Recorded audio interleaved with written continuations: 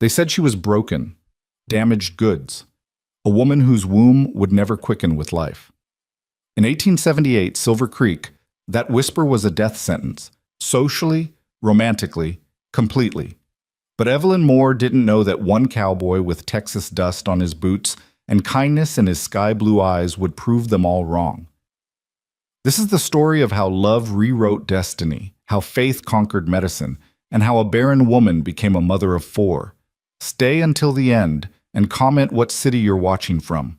I want to see how far this miracle travels. The September sun hung low over Silver Creek, Colorado, painting the rutted main street in shades of amber and rust. Evelyn Moore stood outside Dr. Hutchinson's office, her gloved hand pressed against the weathered wooden door frame, trying to remember how to breathe. Inside her reticule, folded into a tight square, was a piece of paper that had just shattered her entire world into pieces too small to ever fit back together. Congenital uterine abnormality. Childbearing. Impossible. The medical terms felt like stones in her throat.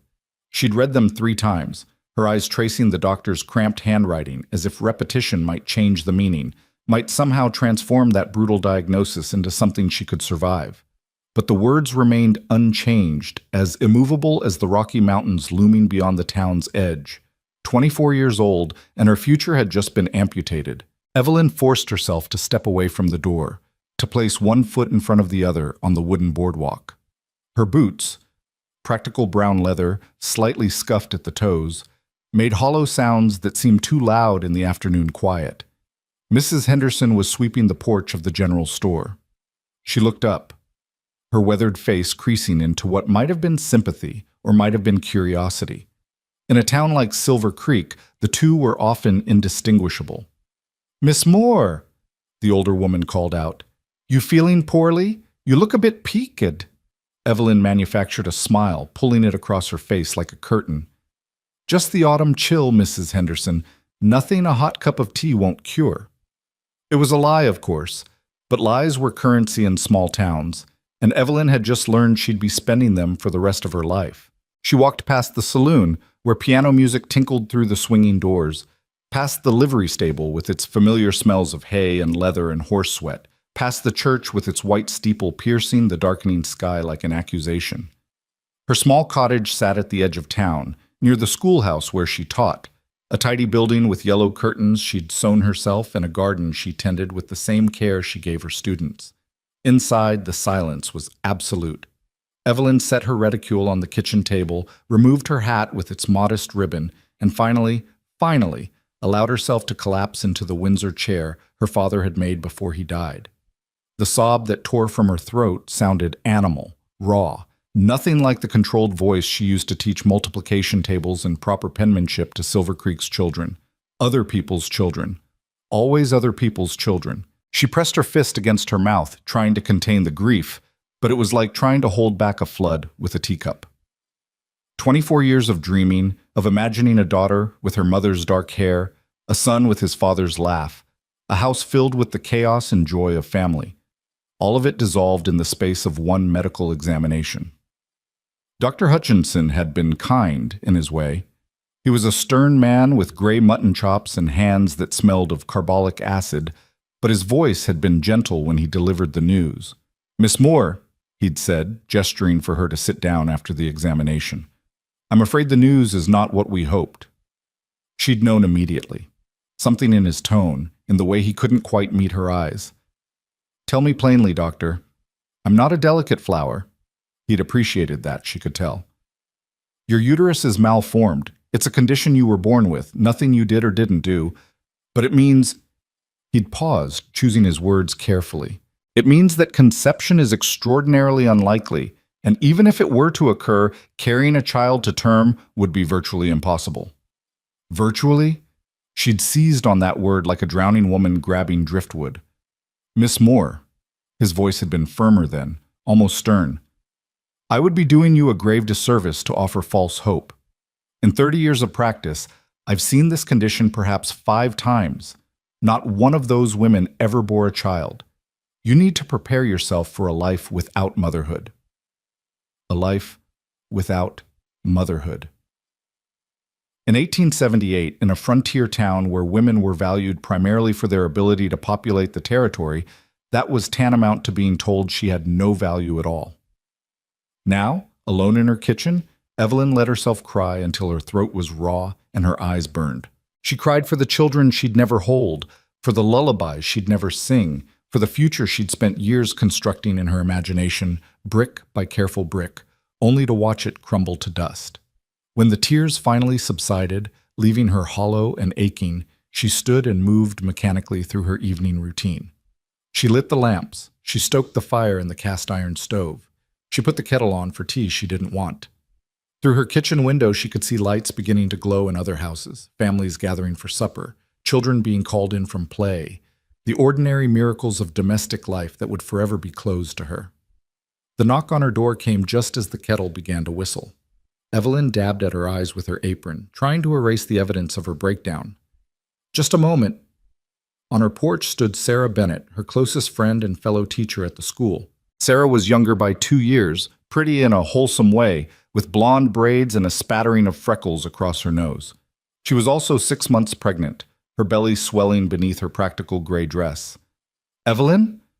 Sarah's smile faded when she saw her friend's face. "Oh no! Oh, Evelyn, what did the doctor say?" Evelyn had intended to lie, to protect herself behind walls of polite deflection. But Sarah's genuine concern, the worry in her blue eyes, broke through her defenses. "I can't have children," she said simply. "Ever." Sarah's hand flew to her mouth. No, that can't be right. Maybe you should see another doctor, someone in Denver." "Sarah." Evelyn's voice was gentle but firm. "Dr. Hutchinson was very certain it's a physical impossibility." For a moment, Sarah just stood there, her eyes filling with tears, crying the tears Evelyn had exhausted.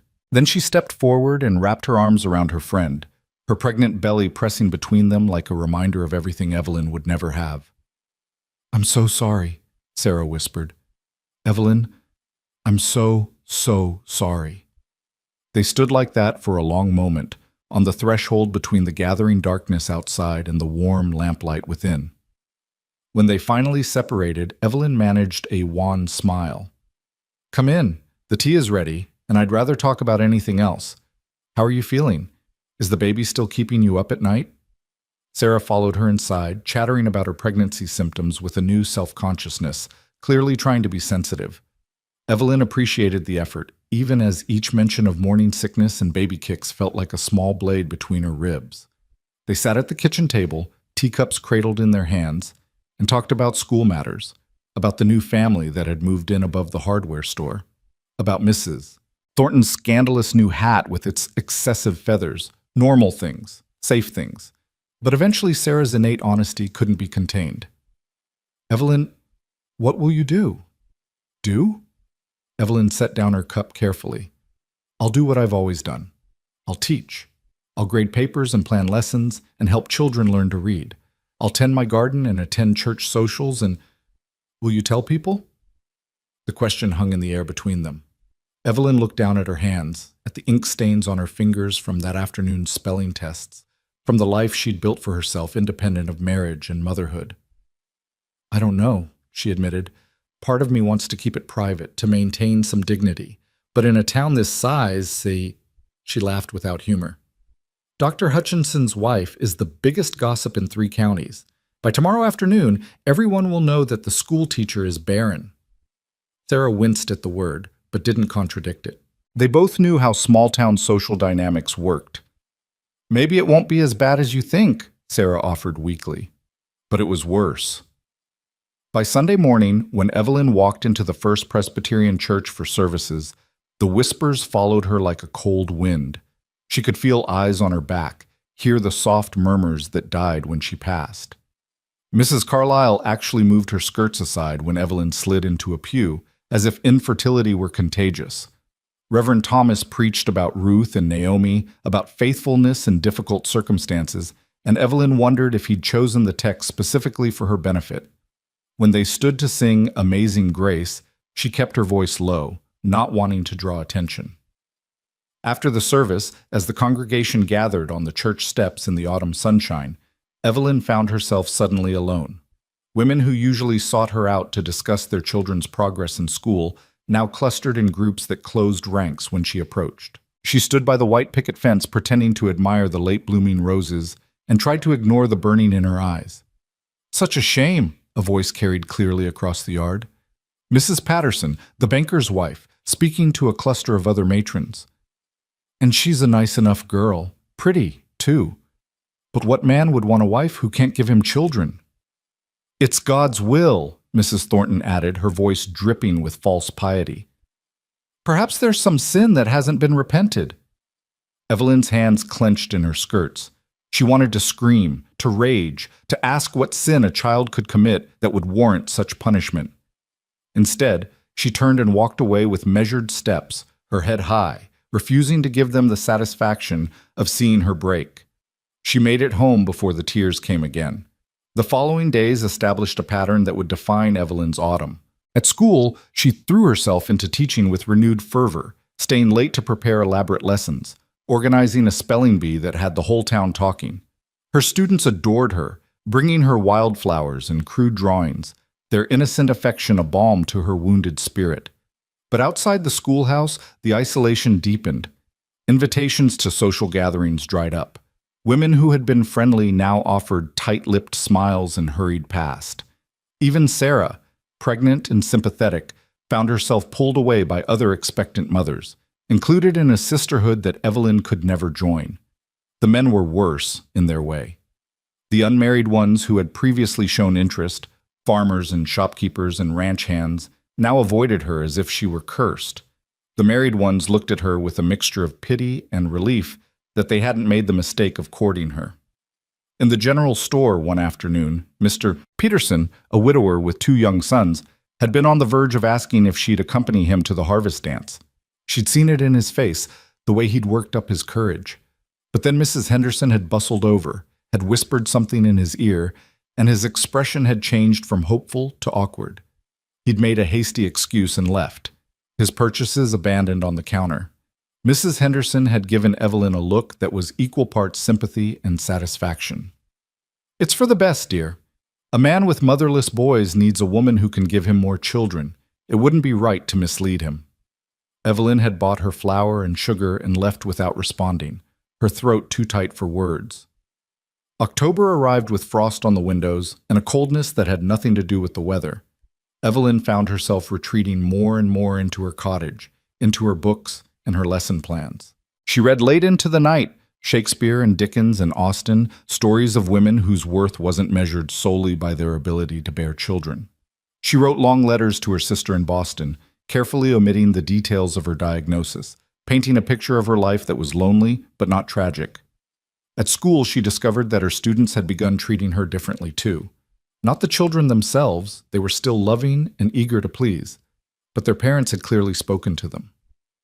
Little Emma Whitfield, only 6 years old, had asked one afternoon with heartbreaking innocence, "Miss Moore, my mama says you can't have babies. Does that mean you're sad all the time?" Evelyn had knelt down to the girl's level, had brushed a blonde curl from her forehead, and said gently, "Sometimes I'm sad, Emma, but when I'm with you and the other children, I'm happy. You're all very special to me." Emma had thrown her arms around Evelyn's neck and whispered, "You can share my mama if you want. She has lots of babies." The simple generosity of it had made Evelyn cry in the cloakroom after the children left. By mid-October, Evelyn had resigned herself to her new reality. She would be the spinster schoolteacher, the woman people pitied and avoided in equal measure. She would pour her love into other people's children and find satisfaction in small things. A well-taught lesson, a beautiful sunset, a book that transported her somewhere else. It wouldn't be the life she dreamed of, but it would be a life nonetheless. She was grading arithmetic papers one evening when she heard the commotion outside. Horses galloping into town, men shouting, the kind of noise that usually meant trouble. Evelyn set down her red pencil and moved to the window. A group of ranch hands was riding up the main street, whooping and hollering, clearly celebrating something. They pulled up in front of the saloon, dismounting in a cloud of dust. Most of them Evelyn recognized, local boys who worked the surrounding ranches. But among them was a stranger. He was tall, taller than the others, with broad shoulders and a confident way of moving. Even from a distance, she could see that he was handsome in a rugged way. Dark hair curling from beneath his Stetson, a strong jaw shadowed with stubble. He laughed at something one of the other men said, the sound carrying clear across the evening air, rich and warm. Then he looked up, directly at her window, and Evelyn stepped back instinctively, her heart inexplicably racing. She told herself it meant nothing. He was just another cowboy, probably passing through, certainly not someone who would give her a second glance even if he stayed. She returned to her papers, determined to put him out of her mind. But that night, she dreamed of sky-blue eyes and a smile that felt like sunshine. The stranger's name, she learned the next day, was Colt Danner. He'd come from Texas, had bought the old Merrick ranch that had been sitting vacant for 2 years, and was in the process of rebuilding it. Sarah, who heard everything through her husband's work at the bank, reported this information breathlessly during their after-school meeting. "They say he's very capable," Sarah said, sorting through primers for the younger students. "Paid cash for the property, which means he must have done well down in Texas. And Evelyn," she paused dramatically, "he's not married."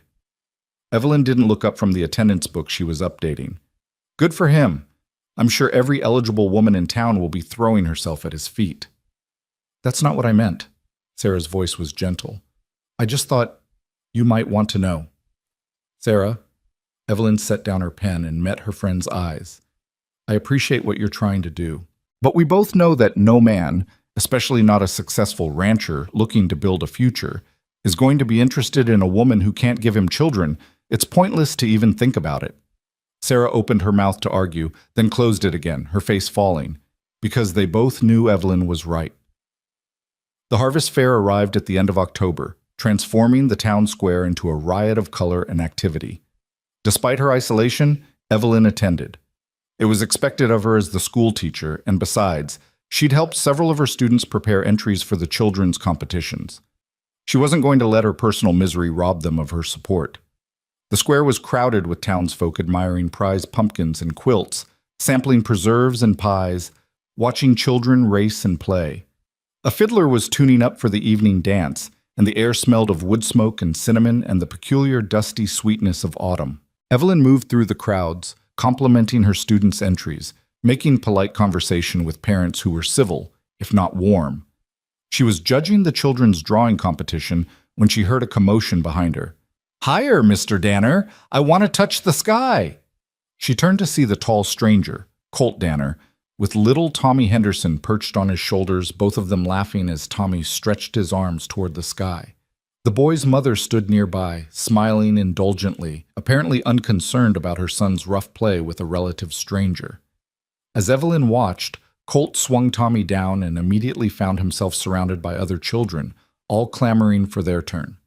He obliged them patiently, giving each child a ride on his shoulders or swinging the smaller ones in wide circles that made them shriek with delight. "He's good with children, isn't he?" Evelyn jumped.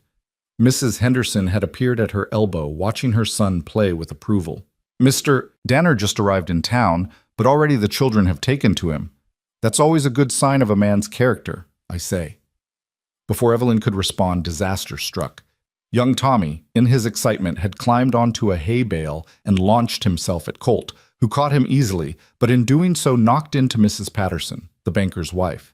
She stumbled backward, her prize-winning apple pie flying from her hands and landing face down in the dirt. There was a moment of horrified silence. Mrs. Patterson's face turned an alarming shade of red. "My pie! That took me all day! You clumsy oaf! Can't you control these wild children?" She wasn't addressing Colt, Evelyn realized with sick dread. She was looking at her, at the schoolteacher who was supposed to keep the town's children well behaved.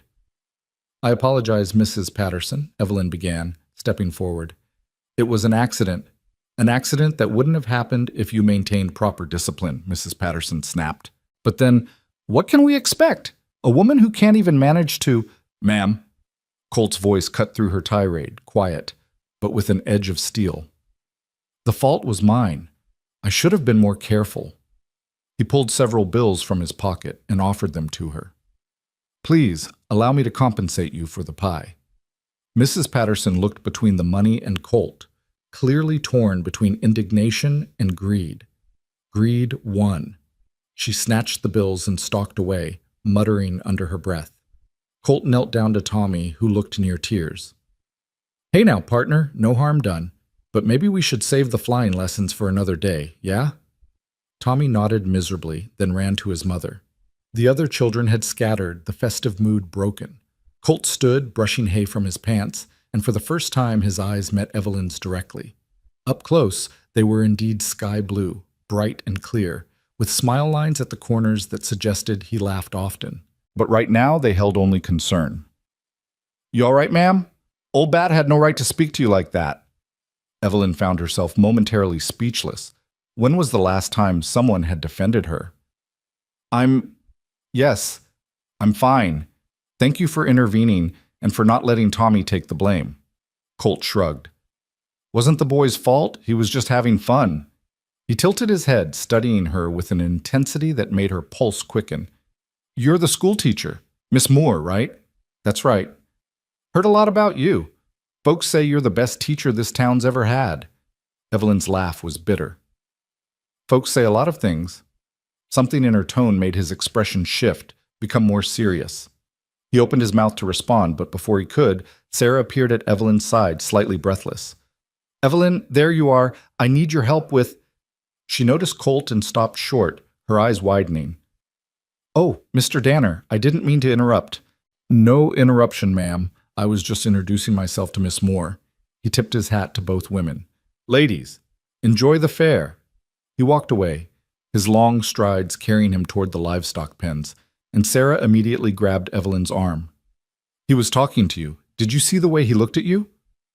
"He was being polite, Sarah, nothing more." "No, there was something more. I saw—" "Don't!" Evelyn's voice came out sharper than she intended. "Please, Sarah, don't give me hope where there is none. He's a rancher. He'll need sons to help work the land, daughters to— Her voice broke. "He'll need a real woman, not someone broken." Sarah's eyes filled with tears. "You're not broken, Evelyn. You're barren, useless, defective." Evelyn pulled away. "I need some air. I'll see you at school tomorrow." She fled the fairgrounds, walking quickly toward home as the sun set and the temperature dropped. Behind her, she could hear the fiddler starting up, the first notes of the dance that would go on long into the night. She imagined Colt Danner dancing with pretty, whole women, choosing the one who would become his wife, who would fill his ranch house with children. She was so lost in her bitter thoughts that she didn't hear the footsteps behind her until a voice called out, rough and slurred, "Well now, if it isn't the dried-up schoolteacher, all alone." Evelyn spun around. 3 men had followed her from the fair, drifters by the look of them, dusty and unshaven, smelling of cheap whiskey. She recognized them vaguely. They'd been hanging around the saloon for the past week, doing odd jobs for drink money. "Gentlemen," she said, keeping her voice steady, "the fair is back that way. I'm just heading home." "That's not very friendly," the tallest one said, stepping closer. "We just wanted some company. Pretty thing like you shouldn't be walking alone at night. I'm perfectly capable of walking alone. Now please, let me pass." Instead, they spread out, blocking her path. Evelyn's heart began to race. The street was deserted, everyone still at the fair. Her cottage was another block away, too far to run. "We heard you can't have babies," the second man said, his grin ugly. "That means you can have all kinds of fun without consequences, don't it?" Fear, sharp and cold, shot through Evelyn's chest. She opened her mouth to scream, "The lady said no!" The voice came from the shadows behind the men, low and dangerous. They spun around, and Colt Danner stepped into the lamplight. He wasn't smiling now. His hand rested on the pistol at his hip, his entire bearing radiating quiet menace. "This ain't your business, cowboy," the tall drifter said, but there was uncertainty in his voice now. "Miss Moore's safety is everyone's business." Colt's eyes were hard as flint. "You boys have about 3 seconds to apologize to the lady and walk away." After that, he let the threat hang unspoken. For a tense moment, no one moved. Then the 3 men looked at each other, looked at Colt's gun, and apparently decided discretion was the wiser course. They shuffled past Evelyn, muttering half-hearted apologies, and disappeared into the night. Evelyn sagged against the nearest building, her legs suddenly weak. Colt holstered his pistol and approached slowly, his hands visible and non-threatening. You okay, Miss Moore? I. She had to swallow before she could continue. Yes. Thank you. Again, you seem to be making a habit of rescuing me. Happy to make it a habit, if needed. His smile was gentle. Can I walk you home? Make sure those boys don't double back? She should say no, should maintain distance, protect her heart, but she was shaken, and he was kind, and the thought of walking the rest of the way alone made her stomach clench. Yes, she whispered. Please. They walked in silence for the first half block, the sounds of the distant fair floating on the cool air. Then Colt spoke, his voice thoughtful. I grew up with 2 sisters and a mama who could outshoot most men. Made me real aware of how vulnerable women can be in places like this. Those boys won't bother you again, but if they do, you let me know. You're very kind. Evelyn glanced up at him. But you don't owe me any protection. Not about owing, it's about what's right.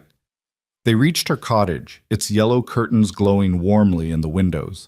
Evelyn climbed the porch steps and turned, intending to thank him and send him on his way. But the words died in her throat when she saw how he was looking at her. I missed you, Evelyn, he said quietly. More than I should have, given we just met today. Her breath caught. You don't know me. I know you stood up there judging children's drawings with a smile, even though I saw how some of those women were treating you. I know you were worried about young Tommy taking blame for something that wasn't his fault. I know you've got kindness in you and strength. He paused. And I know that whatever people are whispering about you, whatever reason they're treating you like you're less than you are, I don't give a damn about it. Tears pricked Evelyn's eyes. You should. It matters. Not to me. He took a step back, giving her space. But I can see I've overstepped. I apologize. Thank you for letting me walk you home, Miss Moore. He turned to go, and Evelyn felt something break open in her chest, something that had been locked tight since that day in Dr. Hutchinson's office. She thought of years stretching ahead, of loneliness and whispers, of protecting herself behind walls that grew higher each day. And she thought of this stranger with sky-blue eyes who had defended her twice, who looked at her like she mattered, who said he'd missed her when he barely knew her. Wait, she called out. Would you like to come in for coffee? Colt turned back, surprise and something warmer lighting his face. I'd like that very much.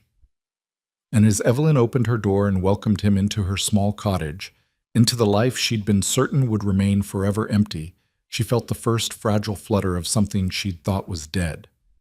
Hope. The coffee was terrible, too strong and slightly bitter, but neither of them seemed to notice. They sat across from each other at Evelyn's small kitchen table, the lamp between them casting warm shadows on the simple furniture, and talked. Really talked, in a way Evelyn hadn't talked to anyone since before her diagnosis. Colt told her about Texas, about growing up on a ranch that had been in his family for 3 generations, about learning to rope and ride before he could properly read. His voice carried the rhythms of the South, softening consonants and stretching vowels in a way that was pleasant to hear. My daddy always said a man's worth isn't in his book learning, it's in his character and his work ethic, Colt said, wrapping both hands around his coffee cup. But after he passed and I took over the ranch, I started seeing where he was wrong about that. Couldn't keep proper accounts, couldn't read contracts before signing them. Nearly lost the whole place because I trusted a man's word instead of reading the fine print. But you didn't lose it, Evelyn said softly. No. My sister Rachel, she's the smart one. She came home from her teaching job in Austin and sorted out the mess, taught me enough to get by. His jaw tightened. But it wasn't enough. When I sold the ranch and came north looking for new opportunities, I promised myself I'd learn to read properly. Not just enough to stumble through, but really read, the way educated folks do. Why Silver Creek? Evelyn asked. It's a long way from Texas. Colt's expression grew distant. Rachel died last winter, typhoid, and after that everywhere I looked I saw her. Couldn't escape the grief. So I sold out, took the money, and just started riding north. Ended up here, saw the Merrick place was available, and something about it felt right. Like maybe this was where I was supposed to start over. I'm sorry about your sister, Evelyn said, and meant it. She understood loss, understood the way grief could make familiar places unbearable. Thank you. He met her eyes across the table. What about you? You from Silver Creek originally? Ohio, Evelyn said. Small town outside Cleveland. I came west 3 years ago to teach.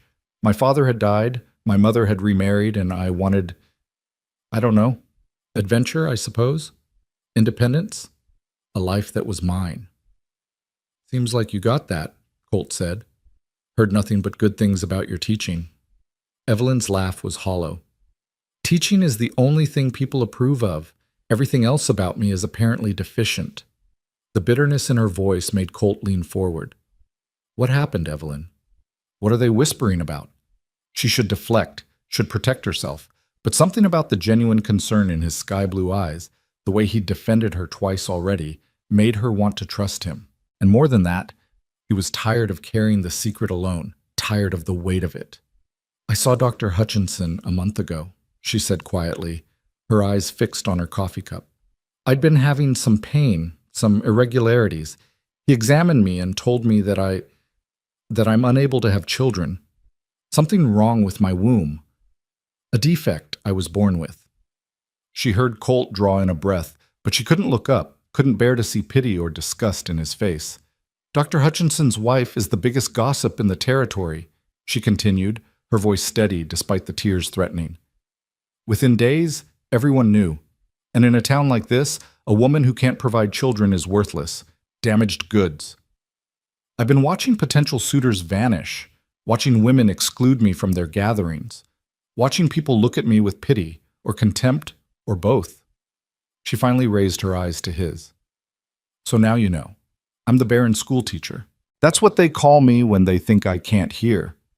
For a long moment, Colt said nothing. He just looked at her with an expression she couldn't quite read. Then he spoke, his voice rough with emotion. Those people are fools. Evelyn blinked. What? Fools, he repeated more forcefully. Anyone who thinks a woman's only worth is in childbearing is a damn fool. Pardon my language, but it's true. He leaned back in his chair, shaking his head. My sister Rachel never married, never had children. But she was the smartest, kindest, most valuable person I ever knew. She taught dozens of kids to read and write, helped our whole community, made the world better just by being in it. Was she worthless because she didn't have babies? No, of course not. Then why are you? The question hung in the air between them. Evelyn opened her mouth to answer, to explain all the reasons why her situation was different, why society's expectations mattered, why a man would never want a wife who couldn't give him children. But under Colt's steady gaze, all those explanations seemed hollow. I don't know, she finally whispered. I do, Colt said firmly. You're not worthless. You're not damaged. You're a woman who teaches children, who stands up for what's right, who has more courage in your little finger than most of those gossips have in their whole bodies. He paused, then added quietly, and any man who can't see that doesn't deserve you. Evelyn felt something crack open in her chest, something that had been frozen solid for weeks. A tear slid down her cheek, then another, but these weren't tears of grief. They were tears of relief, of gratitude, of something she was afraid to name. Thank you, she managed. You have no idea what it means to hear someone say that. Colt reached across the table, hesitated, then gently squeezed her hand. His palm was calloused and warm, his grip steady and sure. I mean, every word. They sat like that for a moment, hands clasped across the table, and Evelyn felt the loneliness that had been crushing her for weeks ease just slightly.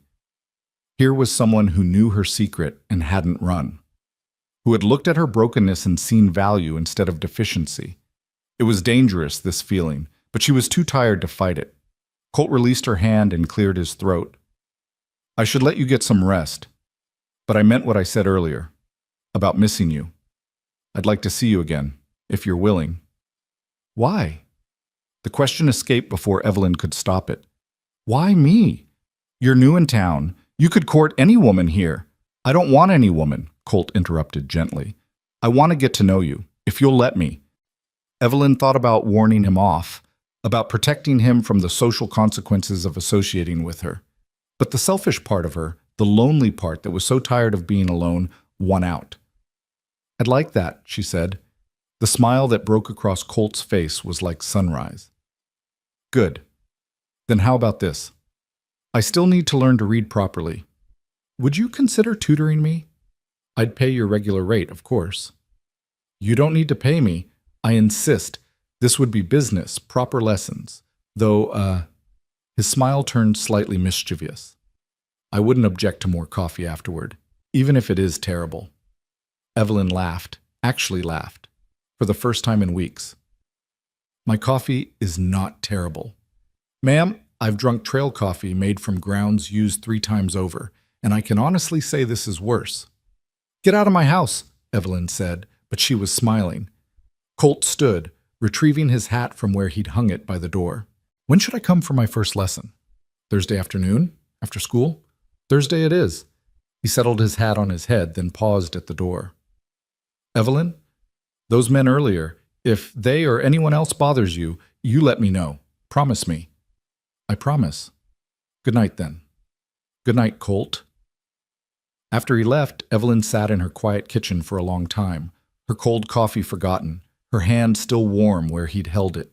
She told herself not to hope, not to dream, not to read too much into simple kindness. But as she finally rose to wash the cups and bank the fire, she found herself humming softly, a tune she hadn't hummed since before that terrible day in Dr. Hutchinson's office.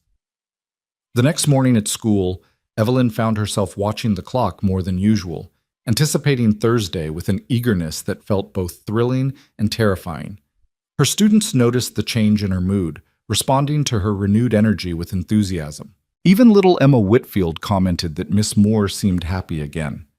Sarah noticed too. During their lunch break on Wednesday, as they supervised the children's recess, she pulled Evelyn aside. "Something's different," Sarah said, studying her friend's face. "You're smiling, really smiling, not just pretending." Evelyn felt her cheeks warm. "I don't know what you mean." "Does it have anything to do with a certain Texas cowboy?" "Sarah, I saw him walk you home from the fair," Sarah said gently. "And before you protest, half the town saw it too. The gossips are having a field day." The happiness drained from Evelyn's face. "Of course they are. I should have known better. I shouldn't let him come for lessons. I'll just ruin his reputation." "Stop." Sarah gripped her arm. "I didn't tell you to scare you. I told you because you should know that not everyone is gossiping unkindly. Mrs. Henderson told me she thinks it's wonderful that Mr. Danner is interested in education. And several of the younger women are positively green with envy that he chose to walk you home instead of dancing with them." "He's not interested in me that way," Evelyn protested weakly. "He's coming for reading lessons, that's all." Sarah's look was knowing.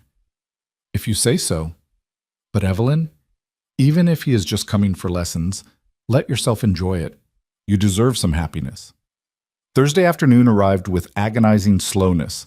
Evelyn found herself checking her appearance in the small mirror 3 times, smoothing her hair and straightening her collar until she forced herself to stop. This was a business arrangement, nothing more. Colt needed help with reading. She was a teacher. This was what she did. The knock came precisely at 4 o'clock. Colt stood on her porch, hat in hand, looking slightly nervous. He'd clearly made an effort. His shirt was clean and pressed, his hair damp from recent washing, his boots polished. Evelyn's heart did a traitorous flutter. "Come in," she said, stepping aside. "I've set up some materials at the table." She'd prepared a simple assessment, basic primers, some newspaper articles, a page from a novel. Colt settled into the chair and gamely attempted to read aloud from the primer. He could manage it, but slowly, sounding out words syllable by syllable, stumbling over anything longer than 2 syllables. "I know it's bad," he said, frustration evident in his voice. "I can read contracts and such, but it takes me forever, and half the time I'm not sure I'm understanding it right." "It's not bad," Evelyn said honestly. "You have the foundations. You just need practice and some strategies to improve your fluency. We can work on that." Over the next hour, she guided him through exercises designed to strengthen his reading skills. Colt was a dedicated student, focused, determined, unashamed to ask questions when he didn't understand. Evelyn found herself relaxing into the familiar rhythm of teaching, forgetting to be self-conscious. simply enjoying the work. You're a natural teacher, Colt said when they finally took a break. Patient but firm. No wonder the kids love you. Teaching is easy, Evelyn said. It's everything else that's hard. Speaking of everything else, Colt hesitated. I heard some talk in town today about me coming here for lessons. Evelyn's stomach dropped. I should have warned you. Associating with me will damage your reputation. People will think. Let them think, Colt interrupted. I don't give a damn. Pardon me. I don't care what small-minded gossips think. I came here because I need to learn to read better, and you're the best teacher in the territory.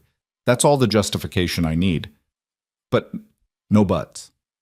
His voice was gentle but firm. Unless you want me to stop coming. If this is making your life harder, I'll find another way. Evelyn looked at him, at his honest face, his sky-blue eyes, the genuine concern written in every line of his expression. She thought about the loneliness of the past weeks, about how alive she'd felt during their lesson, about the warmth of simple companionship. Don't stop coming, she said quietly. Please. The smile he gave her was worth every piece of gossip in Silver Creek. They fell into a routine.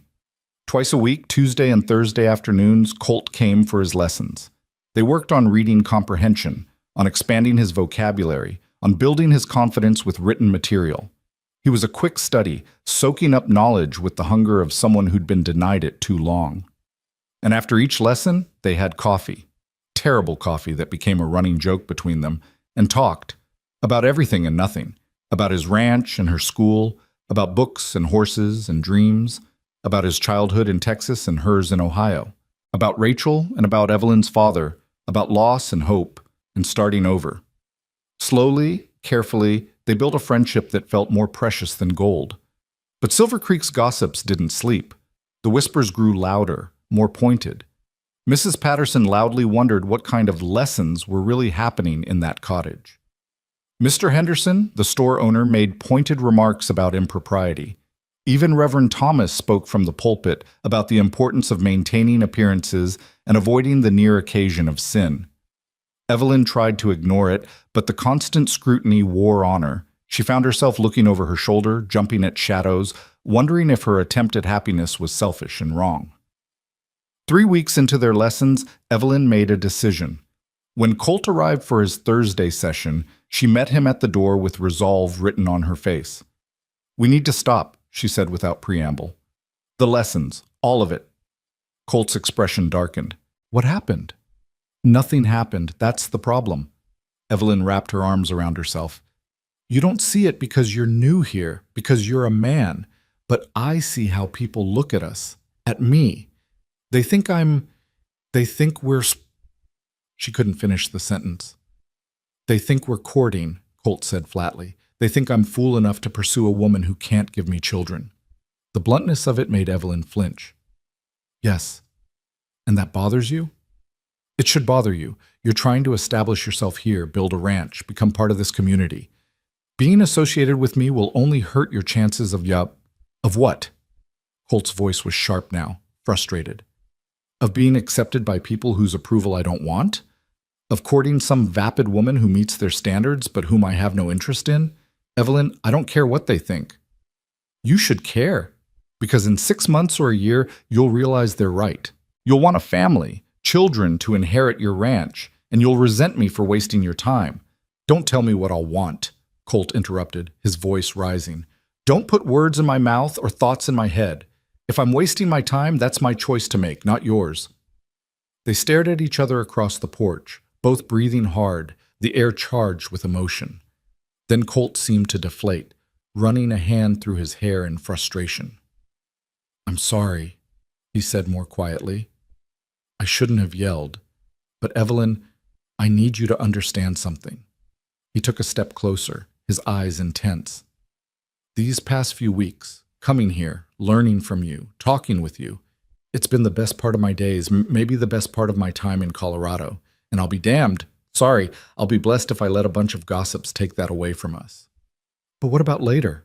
Evelyn's voice broke. What about when you meet someone who can give you what you need? What about when you realize I'm not enough? You want to know what I need? Colt's voice was raw with emotion. I need someone who makes me laugh. someone who challenges me to be better, someone who doesn't care that I stumble over big words or that my hands are rough from work, someone who looks at me like I matter, like I'm more than just a pair of strong arms and a bank account. He paused, his eyes locked on hers. I need someone like you. Evelyn felt tears sliding down her cheeks. You don't know what you're saying. I know exactly what I'm saying. I'm saying that I'm falling for you, Evelyn Moore. Have been since that first day at the fair when I watched you smile at those children, even while the adults treated you like dirt. I'm saying that I don't care about your medical condition, about what you can or can't do. I care about who you are. I can't have children, Evelyn whispered, forcing herself to say it plainly. Ever. That means no sons to help work your ranch, no daughters to carry on your name, no grandchildren, just nothing. Colt closed the distance between them, his hands coming up to gently frame her face, his thumbs brushing away her tears. Then we'll have nothing, he said softly. Just you and me and whatever life we build together. And that will be enough. More than enough. How can you say that? How can you be sure? Because I already lost the person I love most in this world when Rachel died. And it wasn't because she never gave me nieces or nephews. It was because she was Rachel. Because of who she was as a person. His voice was thick with emotion. You remind me of her sometimes. That same strength, that same kindness, and I'll be damned if I let fear or gossip or medical diagnoses rob me of the chance to see where this could go. Evelyn stood frozen, her heart hammering against her ribs, torn between hope and terror. Everything she'd been taught, everything society said, told her to protect him, to push him away. But the selfish part of her, the part that was so tired of being alone, that craved his company like air, that part was screaming at her to hold on. I'm scared, she admitted, scared of hoping, scared of believing this could work, scared that you'll change your mind and I'll be left more broken than before. I'm scared too, Colt said honestly, scared of saying the wrong thing, of moving too fast, of somehow messing this up. But I'd rather be scared with you than safe without you. For a long moment, they stood there on her porch, his hands still cradling her face, the autumn twilight deepening around them. Evelyn could hear Mrs. Thornton's dog barking in the distance, could smell wood smoke from someone's chimney, could feel the calluses on Colt's palms against her cheeks.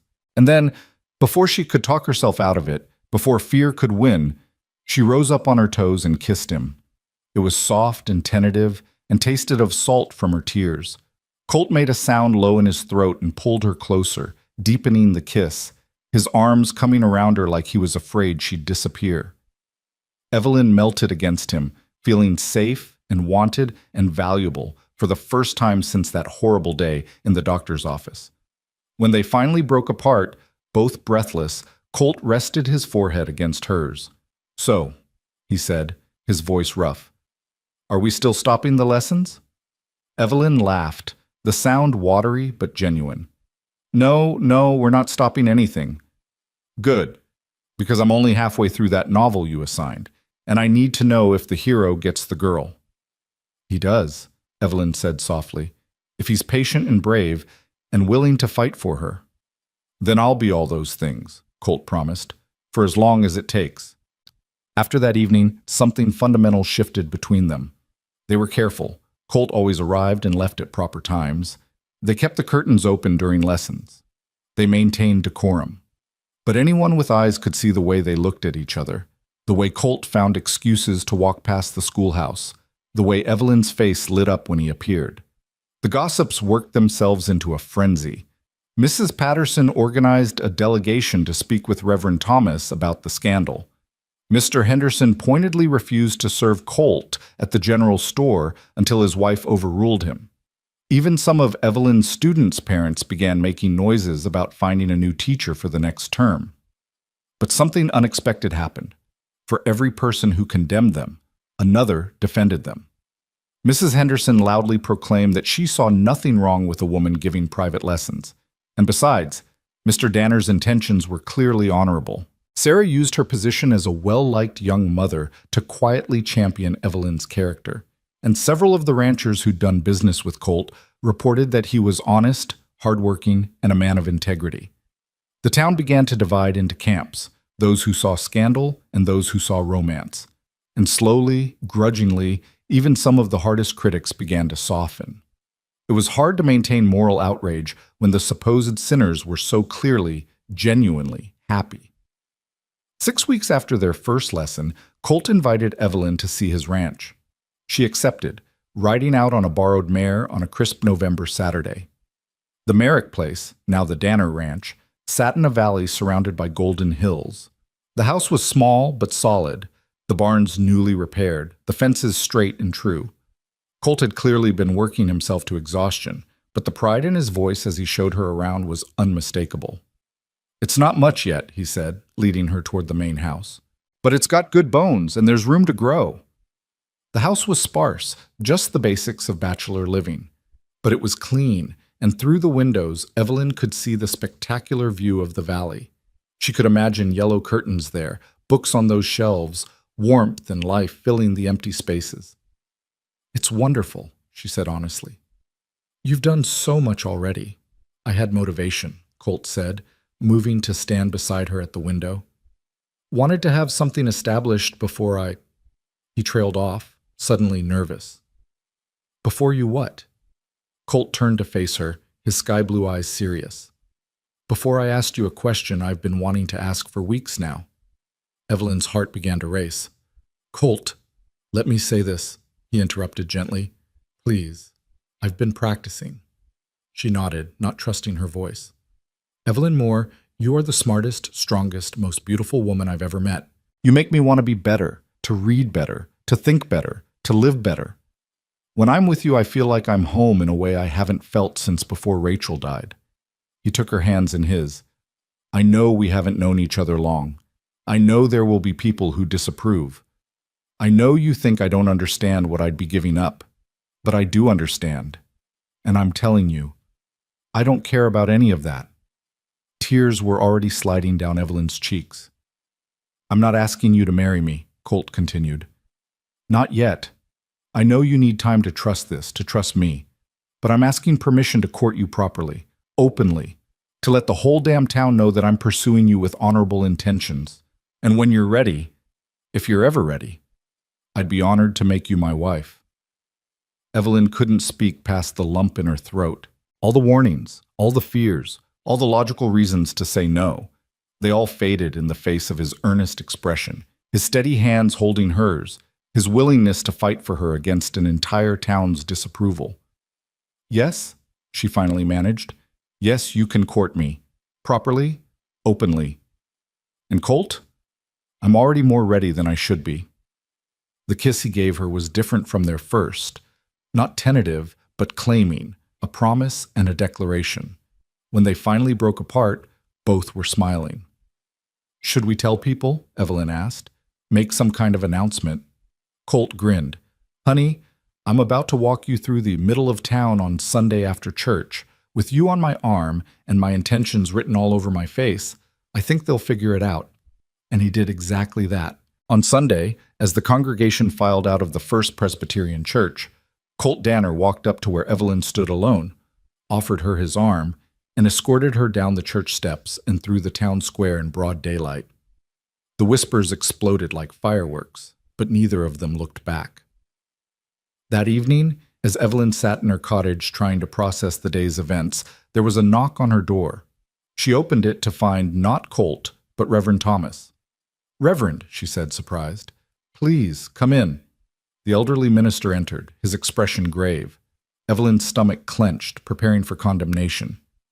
"Miss Moore," he began, then paused. "Evelyn, I owe you an apology." That was the last thing she'd expected. "Sir?" "I allowed myself to be swayed by gossip and prejudice.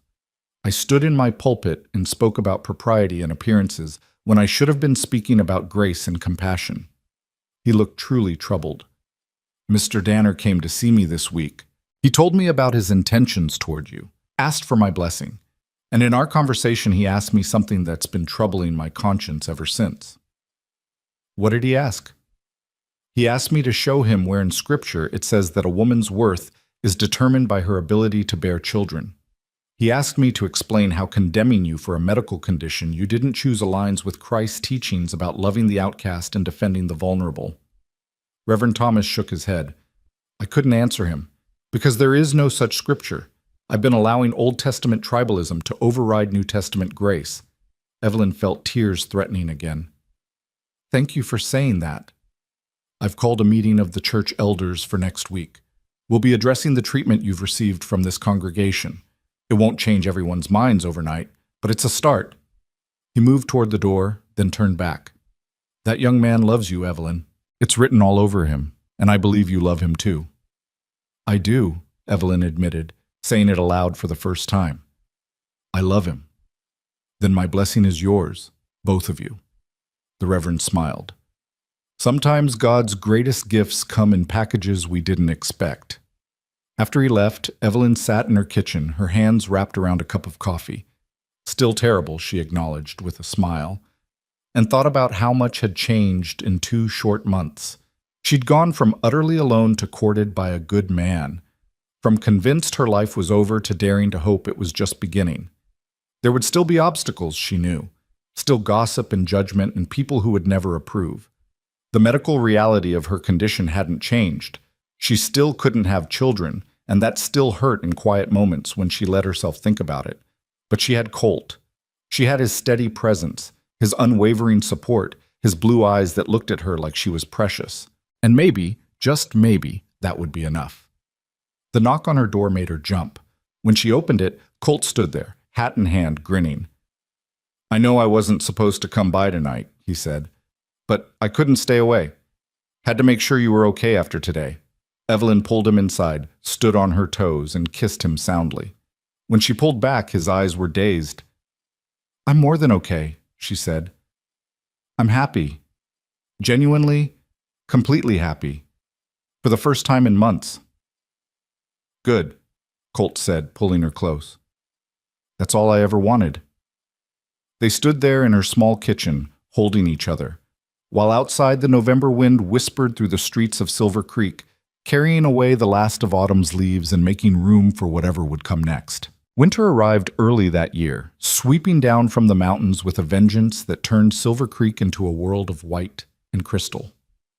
The first real snow came on a Tuesday morning in late November, blanketing the town overnight and transforming the rough frontier settlement into something almost magical.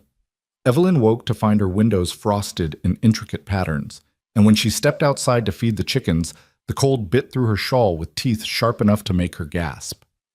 School was delayed that morning while parents dug pathways through the drifts, and when the children finally arrived, they were pink-cheeked and excited, tracking snow across the wooden floors and chattering about snowmen and sledding. Evelyn found herself caught up in their enthusiasm, allowing an extra-long recess so they could play in the pristine whiteness. She stood at the window watching them, thinking about how much had changed since that terrible September afternoon in Dr. Hutchinson's office. She was so lost in thought that she didn't hear the door open behind her until a familiar voice said, "You look like you're 1,000 miles away." Evelyn turned to find Colt stamping snow from his boots, his coat dusted with white, his cheeks reddened from cold. Her heart did that familiar leap it always did when she saw him.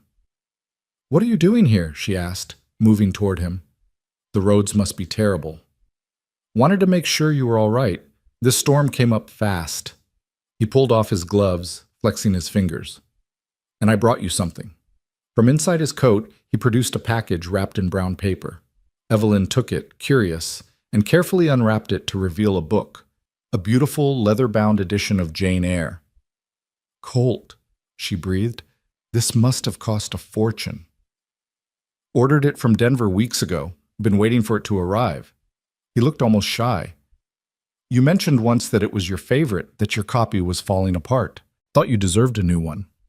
Evelyn ran her fingers over the embossed cover, feeling tears prick her eyes. It was such a thoughtful gift, so perfectly chosen. "Thank you. It's beautiful." "Read me the first page?" Colt asked. "I want to hear how it's supposed to sound." So Evelyn sat at her desk, Colt leaning against it beside her, and read the opening lines of Jane Eyre in a voice soft enough not to disturb the children playing outside. When she finished, Colt was quiet for a long moment. That's why you love teaching, he said finally. Because you see yourself in Jane, the orphan who made her own way, who refused to be less than she was. Evelyn looked up at him, startled by his insight. Yes, exactly yes. Then she got her happy ending, Colt said, his blue eyes intense. After all her struggles, she got Rochester and Ferndean and a life she'd earned. You deserve the same. Before Evelyn could respond, the schoolroom door burst open and children began pouring back in, bringing with them a blast of cold air and the chaos of wet coats and melting snow. Colt straightened, tipping his hat to her. I should go. Just wanted to check on you. He paused at the door. Evelyn? I'm hosting a small gathering at the ranch this Saturday. Nothing fancy, just some of the neighboring ranchers and their families. I'd like you to be there as my guest. It was more than just an invitation, Evelyn understood. It was a public declaration, an introduction to his new community as the woman he was courting. It meant facing people's scrutiny, their questions, their judgments. It meant being brave. What time should I arrive? She asked. The smile that broke across Colt's face was worth every moment of fear. Saturday dawned clear and cold, the sky that particular shade of blue that only winter brings. Sarah helped Evelyn choose her dress, a deep green wool that brought out the color in her eyes, and arranged her dark hair in a style that was elegant without being overly formal. You're nervous, Sarah observed, pinning the final curl into place. Terrified, Evelyn admitted. What if they hate me? What if I embarrass him? Then they're fools, and Colt will defend you. Sarah squeezed her shoulder. You've already survived the worst of Silver Creek's gossip. These ranchers will be nothing compared to Mrs. Patterson's venom. The ride out to Colt's ranch was beautiful, the winter landscape glittering in the afternoon sun. As Evelyn's borrowed mare crested the final hill, she could see smoke rising from the chimney of the ranch house and several horses already tied at the rail. Her stomach clenched with nerves, but she urged the mare forward. Colt met her at the door, his face lighting up when he saw her. You came. Did you think I wouldn't? Hoped you would. Feared you might lose your nerve. He helped her down from the horse, his hands lingering at her waist. You look beautiful, Evelyn. Don't let me embarrass you, she said quietly. Impossible. He offered his arm. Come on. Let me introduce you to some folks who actually have sense. The gathering inside was smaller than Evelyn had feared. Perhaps a dozen people, mostly couples in their 30s and 40s. Colt introduced her to Tom and Martha Jenkins, who ran the spread to the north, to Samuel and Ruth Crawford from the east, to a handful of others whose names blurred together in Evelyn's nervousness. But something unexpected happened. These people, far enough from town to be less caught up in gossip, treated her with simple courtesy. Martha Jenkins immediately drew Evelyn into conversation about teaching, sharing stories of her own children's struggles with reading. Ruth Crawford asked intelligent questions about curriculum and classroom management. The men discussed ranching with Colt, but included Evelyn in the conversation, respecting her opinions when she offered them. For the first time since her diagnosis, Evelyn felt like she was being seen as a person rather than as a medical condition. Dinner was simple but hearty, beef stew and fresh bread, apple pie that Martha had brought. They ate at the long table Colt had built himself, conversation flowing easily, laughter punctuating the evening. Evelyn found herself relaxing, even enjoying herself, as she traded teaching stories with Ruth and debated the merits of different reading primers with Samuel, who served on his local school board. As the evening wore on and guests began to depart, Tom Jenkins pulled Colt aside. Evelyn pretended not to listen, but she couldn't help overhearing. That's a fine woman you've got there, Danner. Smart, well-spoken, pretty too. Don't let her slip away. Don't intend to, Colt replied. Heard some talk in town about her. Some medical situation. Tom's voice was careful. That true? Evelyn froze, waiting for Colt's response. What's true is that she's the best woman I've ever met, and I'd be honored if she'd have me. Colt's voice was firm. Anything else is private business. Fair enough? Tom clapped him on the shoulder. Just wanted to make sure you knew what you were getting into, but I can see you do. She's a keeper.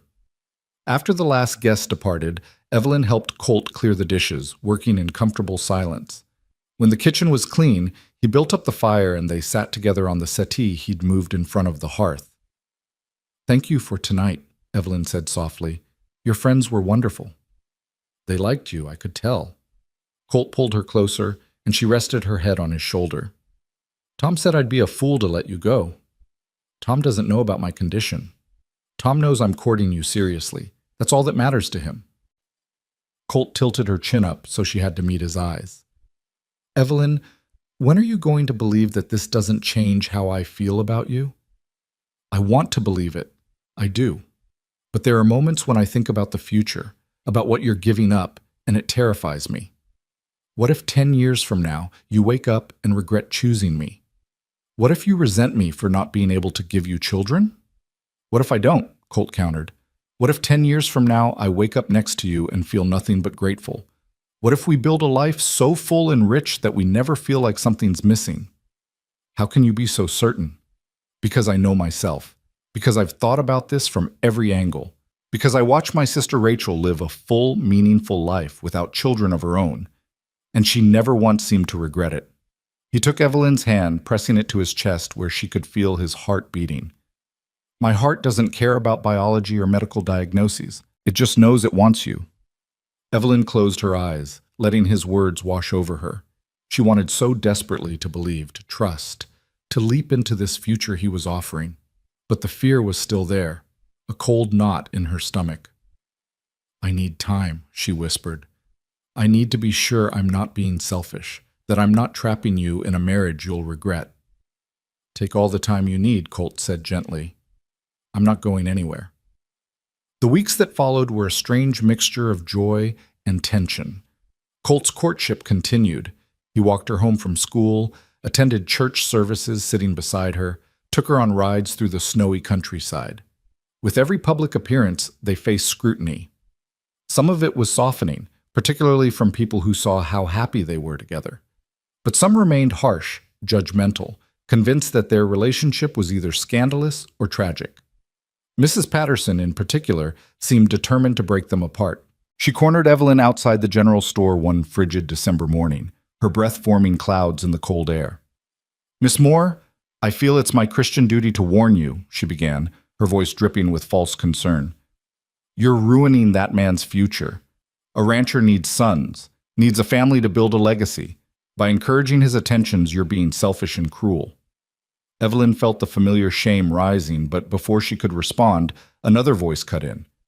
"Mrs. Patterson, I feel it's my Christian duty to remind you that judgment belongs to God, not to bitter old women with nothing better to do than tear others down."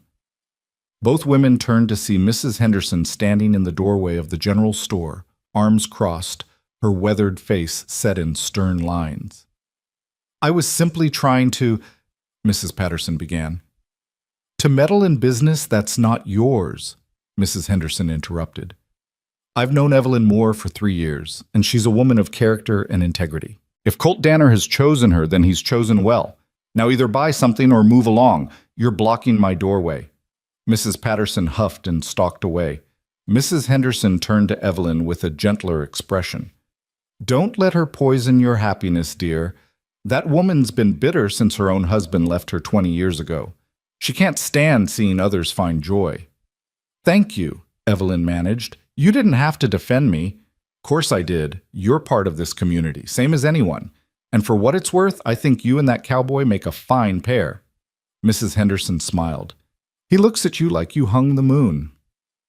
As Christmas approached, the town began preparations for the annual holiday social at the church. It was the biggest event of the winter, a chance for the isolated community to gather, celebrate, and forget the harsh realities of frontier life for an evening. Evelyn had always enjoyed it in previous years, but this year she dreaded it.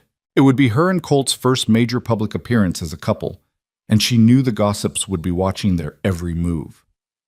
"We don't have to go," Colt said when she expressed her concerns. They were sitting in her cottage, where he'd come for his regular reading lesson, though these days the lessons often dissolved into conversation and stolen kisses. "Yes, we do. If we hide, it just gives them more ammunition." Evelyn sighed. "I just wish people would focus on their own lives instead of dissecting ours." Then let's give them something to talk about. Colt's eyes held a hint of mischief. Let's show up and have such a good time that they can't help but see how happy we are. The night of the social arrived with fresh snow and temperatures so cold that frost formed on the inside of windows. Evelyn dressed carefully in her best gown, a deep burgundy silk that had belonged to her mother, and wrapped herself in every shawl she owned. When Colt arrived to escort her, he looked devastatingly handsome in a black suit that made his blue eyes even more striking. "You're staring," he said, amused. "You're worth staring at," Evelyn replied, making him laugh. The church was warm and bright, candles and lanterns casting golden light over decorations of pine boughs and holly. Nearly the entire town had turned out, and the noise of conversation and laughter filled the space. As Evelyn and Colt entered, several heads turned, and she felt the familiar prickle of being watched. But Colt simply tightened his grip on her arm and led her confidently into the room. They greeted Reverend Thomas, spoke with Sarah and her husband, made polite conversation with various townspeople. Some were warm, some were coolly civil, but no one was openly hostile. When the musicians struck up the first dance, Colt turned to Evelyn with a bow. "May I have this dance, Miss Moore?" "I'd be honored, Mr. Danner." They moved on to the dance floor, and Evelyn was acutely aware of the eyes following them. But as Colt pulled her into the waltz, his hand warm and steady at her waist, the rest of the room seemed to fade. He was a surprisingly good dancer, moving with the same confidence he brought to everything else. "Where did a Texas cowboy learn to waltz?" Evelyn asked. "My sister Rachel insisted, said no brother of hers was going to be a clumsy oaf at social gatherings." His expression softened at the memory. "She'd stand on my feet and make me practice until I got it right. I must have been about 12, and I thought it was the most useless skill in the world." He smiled. "Now I'm grateful." They danced 3 dances in a row, oblivious to the whispers, lost in their own world. When they finally stepped off the floor, Evelyn's cheeks were flushed and her heart was racing, not from exertion, but from the feel of Colt's hand in hers, his eyes never leaving her face, his presence solid and real in hers. The evening was going better than Evelyn had dared hope until the incident that would change everything.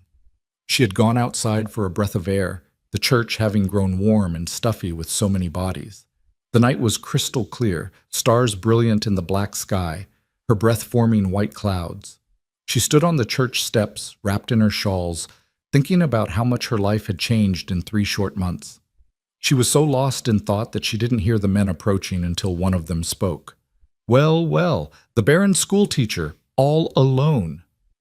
Evelyn's blood went cold. She turned to find 3 figures emerging from the shadows, the same 3 drifters who had accosted her after the harvest fair. The same ones Colt had run off. They were drunker this time, meaner, their faces twisted with something ugly. "Gentlemen, I suggest you go back to wherever you came from," Evelyn said, her voice steadier than she felt. "Mr. Danner is inside, and he won't be pleased to find you bothering me again." "That's the thing," the tall one slurred. "We don't care about your cowboy anymore. We're leaving town tonight, heading south before the real cold sets in, but we figured we had some unfinished business with you first." They spread out, blocking her path back to the church door. Evelyn's heart hammered against her ribs. She opened her mouth to scream. The church door burst open, and Colt stepped out, his expression going from confused to furious in an instant when he saw the scene before him. He moved with frightening speed, placing himself between Evelyn and the 3 men, his hand dropping to where his pistol would normally hang, except he'd left it at home, this being a church social. "Last time I saw you boys, I told you to leave the lady alone," Colt said, his voice deadly quiet. "Appears you've got a hearing problem." "We ain't afraid of you, cowboy," the tall one said, but his voice wavered. "There's 3 of us and 1 of you, and you ain't even armed." "Don't need a gun to handle drunk trash," Colt replied. "But you're right about one thing. There are 3 of you, which means when I start breaking bones, you'll have to figure out who carries who back to whatever hole you crawled out of." Behind them, the church door opened again. Tom Jenkins emerged, followed by Samuel Crawford and 3 other ranchers who'd attended Colt's gathering. They took in the situation instantly and moved to flank Colt, creating a wall of solid, sober men between Evelyn and her would-be attackers. "Problem here, Danner?" Tom asked mildly, but his hand rested on his own pistol. "Just some boys who don't understand the word no," Colt replied. "They were just leaving." The three drifters looked at the men facing them, outnumbered, outmatched, and out of luck.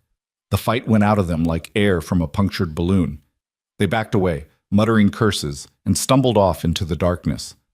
Colt turned immediately to Evelyn, his hands coming up to frame her face. "Are you hurt? Did they touch you?" "No, I'm fine. They just startled me." Evelyn was shaking now, the delayed fear hitting her. "Thank you. If you hadn't come out—" "Don't think about it." Colt pulled her close, and she buried her face in his chest, feeling his heart racing as fast as hers. "You're safe. That's all that matters." Tom Jenkins cleared his throat. "We should report this to the sheriff." "Agreed." Colt kept one arm around Evelyn. "But first, I'm taking Evelyn home. She's had enough excitement for one night." The ride back to Evelyn's cottage was quiet, both of them still shaken. Colt insisted on checking every room, every window, making sure she was secure before he'd even consider leaving. When he was finally satisfied, he stood in her kitchen, hat in hands, looking at her with an expression she couldn't quite read. "I can't do this anymore," he said quietly. Evelyn felt her heart drop. "What?" "I can't keep courting you properly and respectably and waiting for the right time."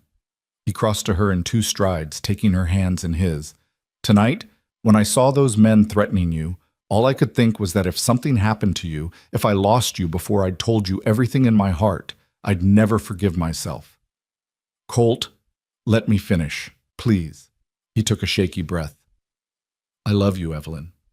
I love your strength and your kindness and the way you care for your students. I love your smile and your stubborn determination and the way you make terrible coffee. I love that you challenge me to be better, to read better, to think deeper. I love you exactly as you are, and I don't care what you can or can't give me because you've already given me more than I ever hoped for. You've given me purpose and joy and a reason to build a future." Tears were streaming down Evelyn's face now. "I love you too. God help me. I love you so much it terrifies me." "Then marry me." The words came out raw, desperate. "Not someday. Not when the time is right. Now. Marry me this Christmas, and let's start our life together. I'm tired of waiting, tired of worrying about what people think, tired of courting you from a careful distance when all I want is to wake up next to you every morning for the rest of my life." "Christmas is 4 days away," Evelyn said weakly. "I know. Is that enough time to plan a wedding?"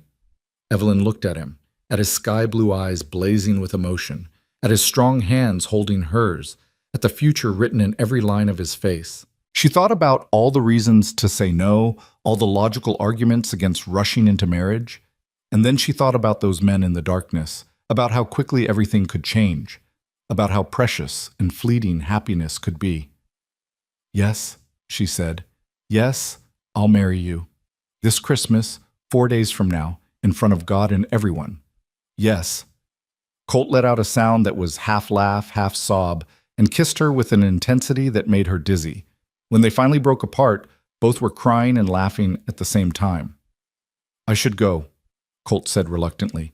"It's late, and we need to maintain some propriety for 4 more days." "4 more days," Evelyn echoed, the words feeling both impossibly long and thrillingly short. After he left, Evelyn sat in her quiet cottage, her fingers touching her lips where he'd kissed her, her heart so full it ached. She'd gone from broken to beloved in 3 months, from convinced her life was over to planning a wedding. It felt like a dream, fragile and unbelievable. But when she finally went to bed, she clutched the leather-bound Jane Eyre to her chest and let herself believe in happy endings. The next 4 days passed in a blur of activity. Sarah took charge of wedding preparations with the enthusiasm of a general marshalling troops. Evelyn's dress, the burgundy silk she'd worn to the social, was hastily altered to be more appropriate for a wedding. Reverend Thomas agreed to perform the ceremony on Christmas Eve, saying he could think of no better way to celebrate the birth of Christ than by blessing the union of 2 people so clearly in love. The guest list was kept small, intimate. Tom and Martha Jenkins, Samuel and Ruth Crawford, the other ranchers from Colt's gathering, Sarah and her husband, of course, Mrs. Henderson, who cried when Evelyn invited her and immediately began planning what food she'd bring to the reception, even some of Evelyn's students and their more open-minded parents, Notably absent from the invitation list were Mrs. Patterson and the other town gossips who had made Evelyn's life miserable. It was a small act of defiance, a statement that their new life would be built on their own terms, surrounded by people who supported them. On Christmas Eve morning, Evelyn woke to find the world covered in fresh snow, everything pristine and white and perfect. Sarah arrived early to help her dress, chattering nervously about hair and flowers and whether the church would be warm enough. "Are you scared?" Sarah asked as she fastened the final button on Evelyn's dress. "Terrified," Evelyn admitted. "But not of marrying Colt. I'm scared that it's all too good to be true, that something will go wrong, that I'll wake up and discover it was all a dream." "It's real," Sarah said firmly, "and you deserve this happiness, Evelyn. Stop waiting for the other shoe to drop and just enjoy it." The church was indeed warm when they arrived, candles glowing softly, pine boughs scenting the air. The small group of guests sat in the front pews, their faces friendly and welcoming. And at the altar, looking nervous and handsome in his dark suit, stood Colt Danner. When he saw Evelyn walking down the aisle toward him, his face transformed. The nervousness vanished, replaced by a smile so full of joy and love that Evelyn felt tears prick her eyes. By the time she reached him, she was crying openly, and so was he. Reverend Thomas smiled at them both. "Dearly beloved, we are gathered here today to witness the joining of two souls who have found in each other a love that transcends society's expectations and medical diagnoses, a love built on respect and admiration and genuine affection. This is a marriage blessed not because it meets conventional standards, but because it honors the most important standard of all, the commitment of two people to build a life together, come what may." The ceremony was simple but beautiful. Colt's voice shook when he said his vows, promising to love and cherish Evelyn in sickness and in health, in plenty and in want, until death parted them. Evelyn's voice was steadier, surprising herself, as she promised the same, to stand by him, to build a life with him, to love him with everything she had. When Reverend Thomas finally said, "You may kiss your bride," Colt cradled Evelyn's face in his hands and kissed her with a tenderness that made several guests sigh audibly. And when they turned to face their friends as husband and wife, Evelyn felt something she hadn't felt in months, complete, unqualified joy. The reception at the church hall was modest but joyful. There was food and music and dancing, and for once, Evelyn didn't care who was watching or what they might say. She danced with her husband, and laughed with friends and felt, for the first time since that terrible day in Dr. Hutchinson's office, like her life had meaning and purpose and a future worth living. As the evening wore down and guests began to depart, Tom Jenkins pulled Colt aside one final time. "You've got yourself a good woman, Danner. Build that life you talked about. Make it count." "I intend to," Colt replied, his eyes finding Evelyn across the room. "Every single day." When the last guest had gone and they stood alone in the churchyard under a sky brilliant with stars, Evelyn turned to her husband. "Take me home," she said softly, "to our home." Colt lifted her into the wagon he'd driven into town, tucking blankets around her against the cold, and they rode out toward the ranch in companionable silence. The snow glittered in the moonlight, and the future stretched before them, unknown and uncertain and theirs. When they finally reached the ranch house, Colt carried her over the threshold, both of them laughing at the old tradition. Inside, a fire was already burning. Tom must have come out earlier to prepare it, and the house was warm and welcoming. "Welcome home, Mrs. Danner," Colt said, setting her down gently.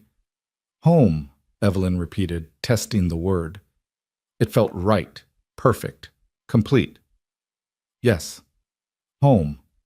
And as they stood together in the house they would share, in the life they were building together, in the love that had survived gossip and judgment and every obstacle thrown in their path, Evelyn finally allowed herself to believe that happy endings were real and that hers was just beginning. The first months of marriage unfolded like a dream Evelyn was afraid to wake from. She moved into the ranch house, bringing her books and her yellow curtains and her modest possessions, transforming the sparse bachelor quarters into a real home. Colt built her shelves for her growing library, crafted a window seat where she could read on sunny afternoons, cleared space in the barn for the mare he'd bought her as a wedding gift, a gentle chestnut named Juniper with a white star on her forehead. They fell into rhythms that felt both new and ancient. Evelyn continued teaching, riding into town 3 days a week while Colt worked the ranch. On the days she was home, she helped with the endless work, mending fences, tending the kitchen garden she'd planted despite the lingering snow, learning to cook meals hearty enough for a man who worked from dawn to dusk. Colt continued his reading lessons, progressing from primers to newspapers to actual novels, his confidence growing with each passing week. In the evenings, they sat by the fire, Colt reading aloud while Evelyn mended or knitted, both of them stealing glances at each other like teenagers with a secret. At night, they shared the bed Colt had built himself, and Evelyn discovered that intimacy could be tender and passionate and healing all at once, that being loved completely could begin to repair the broken places inside her. But the shadow of her infertility never fully lifted. It lingered at the edges of their happiness, a quiet ache that surfaced in unexpected moments. When Martha Jenkins visited and mentioned her daughter's new baby, Evelyn felt the familiar twist in her stomach. When they attended church and she watched young mothers shepherding their children, she wondered if Colt noticed, if he felt the absence as keenly as she did. She never asked. Some questions were too dangerous to voice. Spring arrived in late March, melting the snow and turning the ranch into a sea of mud. Evelyn threw herself into her garden with almost desperate energy, planting vegetables and herbs and flowers, creating life from soil and seed in a way her body never could. Colt watched her with gentle concern, but said nothing, simply helped her build raised beds and haul compost and string fences to keep the deer out. One evening in April, as they sat on the porch watching the sunset paint the mountains gold and purple, Colt finally broached the subject that had been hovering between them.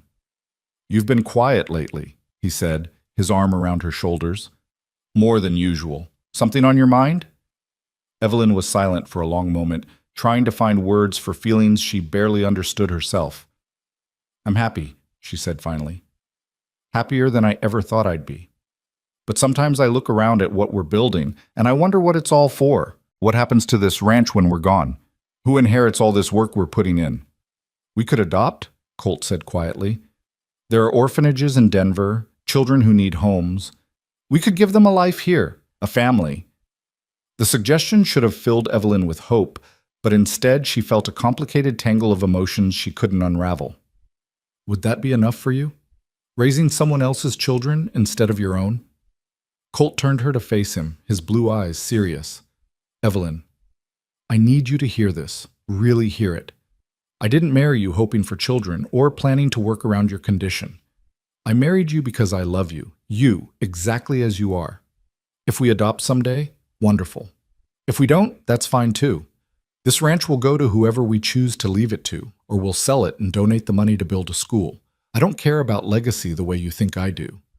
But your family ranch in Texas, 3 generations, and I sold it," Colt interrupted gently, "because land and legacy aren't what matter. People matter. You matter. The life we build together matters, not what happens to it after we're dust." Evelyn felt tears sliding down her cheeks. "I want to believe that." "Then believe it." He kissed her forehead. "We're enough, Evelyn. Just you and me. We're enough." That conversation should have settled her anxiety, but instead it seemed to crack something open inside her. In the weeks that followed, Evelyn found herself crying at odd moments, while collecting eggs, while grating papers, while stirring soup that suddenly seemed too bright and too hot. She felt exhausted all the time, her body heavy and strange, her emotions swinging wildly between contentment and inexplicable sadness. Sarah noticed during one of their weekly visits in early May. They were sitting in Evelyn's kitchen, supposedly planning the end-of-year school program, but Evelyn kept losing her train of thought, staring out the window at nothing. "Evelyn," Sarah said carefully, "are you feeling all right? You look pale." "Just tired," Evelyn said automatically. "The end of the school year is always exhausting." "It's more than that. You've been tired for weeks." Sarah hesitated. "Have you been eating properly? Sleeping?" "Not really hungry lately," Evelyn admitted, "and I keep waking up feeling sick. It's probably just stress." Sarah's eyes widened. "Evelyn, when was your last monthly?" "I don't know. I haven't been keeping track." Evelyn stopped, her own eyes going wide as the implication hit her. No, that's impossible. Dr. Hutchinson said, Dr. Hutchinson said it was unlikely, not impossible, Sarah said urgently. Evelyn, you need to see him, today. I can't be pregnant. Evelyn's voice shook. I can't. It would be cruel to hope for something that isn't real. But Sarah was already gathering her things, determination written across her face. We're going to town right now, even if it's just to rule it out. You need to know. The ride into Silver Creek felt endless. Evelyn's mind spun in circles, cataloging symptoms that could mean anything or nothing. The exhaustion, the nausea, the strange heaviness in her breasts. They could be explained by stress or illness or a dozen other things. To hope for pregnancy would be to set herself up for devastating disappointment. Dr. Hutchinson's office looked exactly as it had that terrible September day 7 months ago. The same worn chairs, the same antiseptic smell, the same stern portrait of some medical pioneer staring down from the wall. Evelyn's hand shook as she took a seat. The doctor emerged from his examination room, his eyebrows rising when he saw her. Mrs. Danner, this is unexpected. What brings you in? I need an examination, Evelyn said, her voice steadier than she felt. I've been feeling unwell, and Sarah we thought... She couldn't finish the sentence. Dr. Hutchinson's expression shifted from surprise to something more complex. Come with me then. Let's see what's going on. The examination felt both identical to and completely different from the one 7 months ago. The same clinical touches, the same embarrassing vulnerability, but this time with a thread of desperate hope running through Evelyn's fear. When Dr. Hutchinson finally stepped back, his face was unreadable. Get dressed, Mrs. Danner. I'll speak with you in a moment. Those moments stretched into an eternity. Evelyn dressed with trembling hands, her mind simultaneously racing and blank. When she emerged, Dr. Hutchinson was seated at his desk, writing something in his ledger. He looked up, removed his spectacles, and studied her for a long moment. Mrs. Danner, he began slowly, when I examined you last September, I told you that pregnancy was virtually impossible. I based that assessment on 30 years of medical practice and what I believe to be a thorough understanding of your condition. Evelyn's heart was beating so hard she could hear it in her ears. However, Dr. Hutchinson continued, and something that might have been wonder crept into his voice. It appears that I was wrong. You are approximately 3 months pregnant. The room tilted. Evelyn gripped the arms of her chair, certain she'd misheard. What? You're with child, Mrs. Danner. I can feel the enlargement of your uterus, and your symptoms align perfectly with early pregnancy. He shook his head slowly. In 30 years, I've never been so happy to be proven wrong.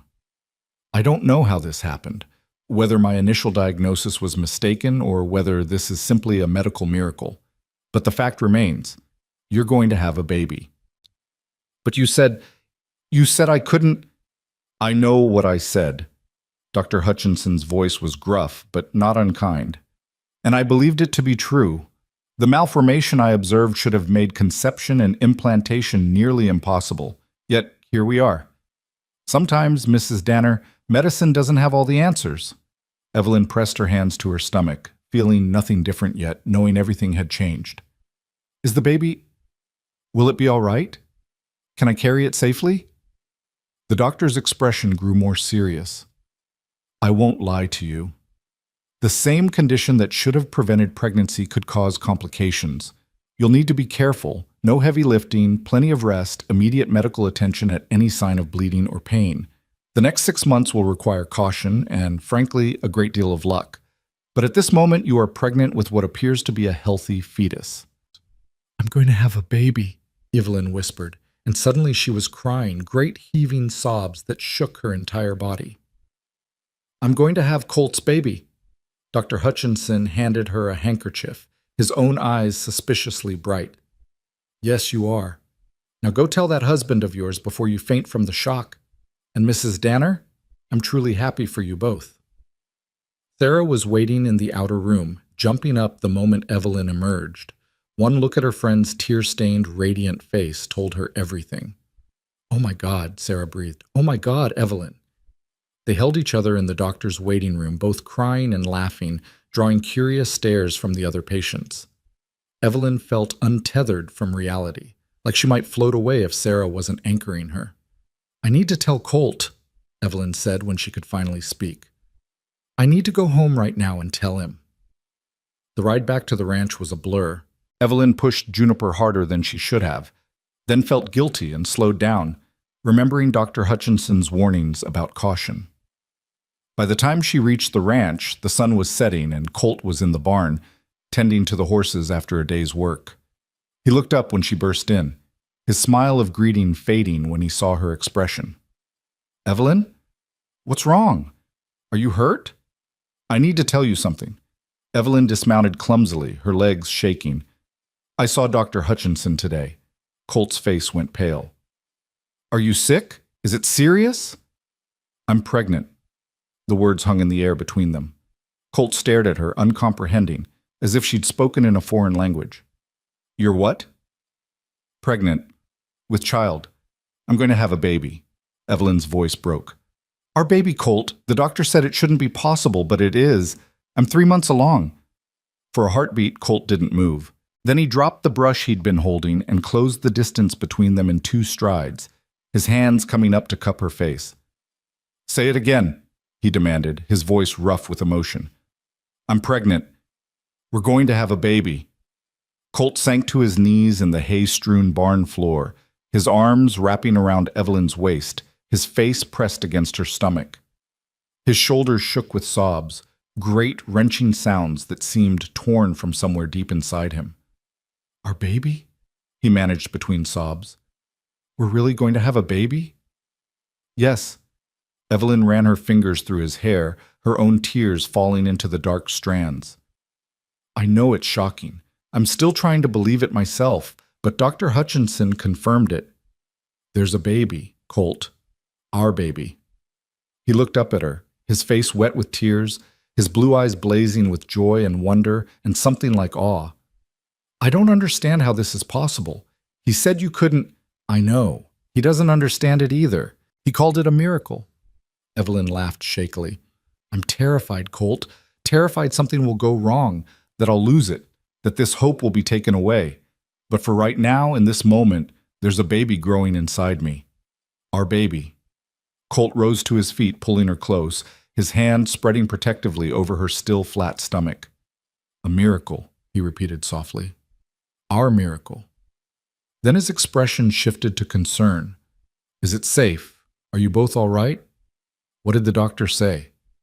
"He said I need to be careful, that there could be complications because of my condition. But right now, everything is fine." Evelyn covered his hand with hers. "We have to be cautious, but Colt, we're going to have a baby."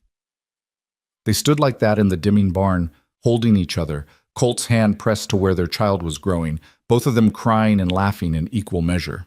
The horses shifted in their stalls, curious about the commotion, and somewhere outside an owl called its evening song, and the impossible had become real.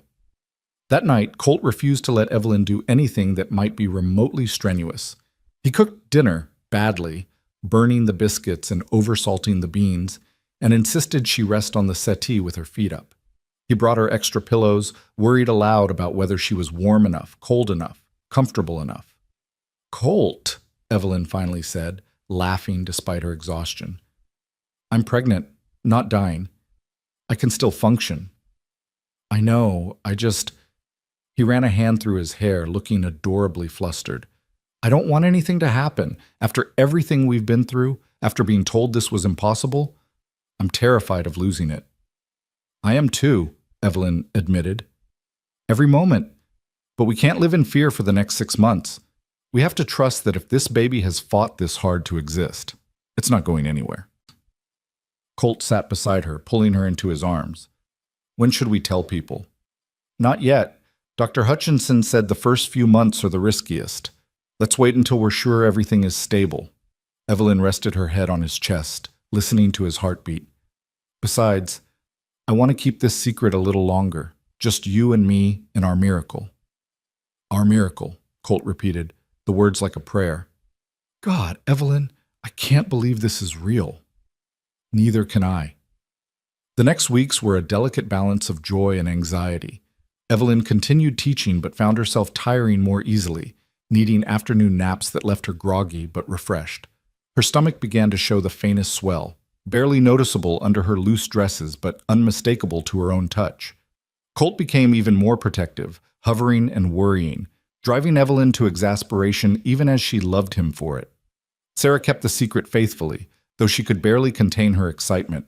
She brought Evelyn books on pregnancy and childbirth, shared her own experiences, helped her begin planning for a nursery in the small room off the main bedroom. In mid-June, Evelyn woke in the middle of the night to sharp cramping in her abdomen. She lay still, terror washing over her in cold waves, afraid to move, afraid to wake Colt, afraid that the miracle was ending. But after a few minutes, the cramping eased, and when she cautiously checked, there was no bleeding. Just her body adjusting, she told herself. Just normal pregnancy discomfort. But the scare made her realize she couldn't keep teaching. The daily ride into town, the physical demands of managing a classroom of energetic children, it was too risky. With Colt's full support, she resigned her position at the end of the school year, her letter to the school board citing only personal circumstances without elaboration. The gossips, of course, had a field day speculating about why the newlywed teacher was suddenly leaving her position. Some whispered scandal, others suggested marital trouble. Let them talk, Evelyn thought. Soon enough, they'd know the truth. She chose to reveal her pregnancy in July, when she was nearly 5 months along and the swell of her belly could no longer be concealed. They told Colt's closest friends first, Tom and Martha Jenkins, who reacted with stunned delight and immediate concern. Martha hugged Evelyn so tightly that Colt had to gently remind her to be careful. "A baby," Martha kept saying, shaking her head. "After what that doctor told you, it's a genuine miracle." Word spread through the ranching community rapidly, and the response was overwhelmingly positive. But telling the town proper, that was different. The Sunday Evelyn and Colt walked into church with her pregnancy obvious, the whispers exploded like wildfire.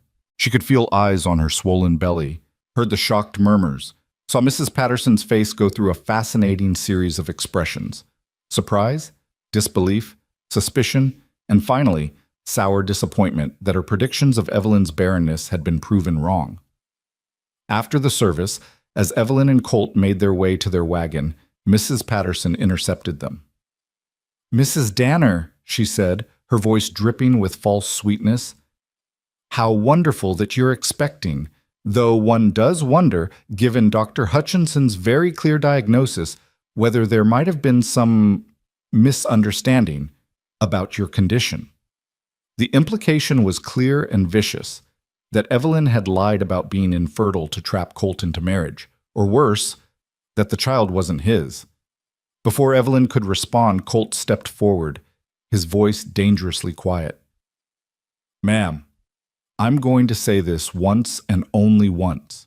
My wife's medical history is none of your concern.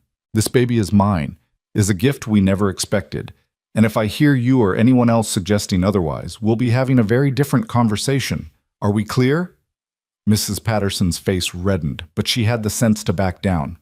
"Of course, Mr. Danner, I meant no offense." "See that you don't." Colt helped Evelyn into the wagon, his jaw tight with anger. As they drove away, Evelyn took his hand. "Thank you for defending me. Again." "Always," Colt said firmly. "I'll always defend you. And our baby." But despite Colt's defense, the damage was done. The gossip mills churned with new speculation, that Evelyn had fabricated her infertility, that she'd trapped Colt, that the pregnancy itself was somehow scandalous. Even some of the people who'd supported their marriage now looked at Evelyn with suspicion. It hurt, but Evelyn tried to focus on the positive. Dr. Hutchinson, when she went for her monthly examinations, expressed cautious optimism. The baby seemed healthy, growing well, moving regularly. Her condition, whatever it was, didn't seem to be affecting the pregnancy negatively. "I still don't understand it medically," the doctor admitted during her July visit. "By all logic, this shouldn't have happened. But nature has a way of defying our understanding. Just continue being careful." As summer deepened into August, Evelyn's body transformed in ways that amazed and sometimes frightened her. Her belly swelled round and firm, the baby's movements becoming strong enough that Colt could feel them too. His face the first time he felt the baby kick was something Evelyn would treasure forever. wonder and joy and tears all mingled together. "That's our baby," he'd whispered, his hand spread across her stomach. "Our actual baby, moving inside you." They spent hours talking to her belly, Colt reading aloud from the novels he'd finally mastered, Evelyn singing the lullabies her own mother had sung to her. They transformed the small room into a nursery, painting walls and building a cradle, arguing cheerfully over names. "If it's a boy, we could name him after my father," Colt suggested one evening as they worked on the cradle together, or rather as Colt worked and Evelyn supervised from a comfortable chair. "What was his name?" "James. James Robert Danner." "James Danner," Evelyn tested. "I like it. Strong but gentle. What if it's a girl?" Colt was quiet for a moment. "I'd like to name her Hope, because that's what she is. Hope when we thought there was none." Evelyn felt tears spring to her eyes, as they did so easily these days. "Hope Rachel Danner, after your sister too." "Perfect," Colt said softly. "Absolutely perfect." But as the pregnancy advanced, so did Evelyn's anxiety. She was in uncharted territory. A woman told she could never conceive, now carrying a baby that medical science said shouldn't exist. What if something went wrong at the last moment? What if her body, which had defied all odds to conceive, couldn't handle the delivery? The fears came to a head one night in late August when Evelyn woke from a nightmare, gasping and clutching her swollen belly. In the dream, she'd been in labor, but the baby wouldn't come, and Dr. Hutchinson kept saying it was impossible, that the baby couldn't exist, and she'd woken with tears streaming down her face. Colt held her, rocking her gently, murmuring reassurances. "It was just a dream, just a bad dream. You're both fine. I can feel the baby kicking right now. Feel?" He pressed her hand to her stomach, and sure enough, there was a firm thump against her palm. Their baby, very much alive, very much real. "I'm so scared," Evelyn admitted. "Scared that after everything, something will still go wrong, that I won't be able to deliver safely, that I'll lose the baby, or—" She couldn't finish the sentence. "Then we'll face it together," Colt said firmly. "Whatever happens, we'll face it together.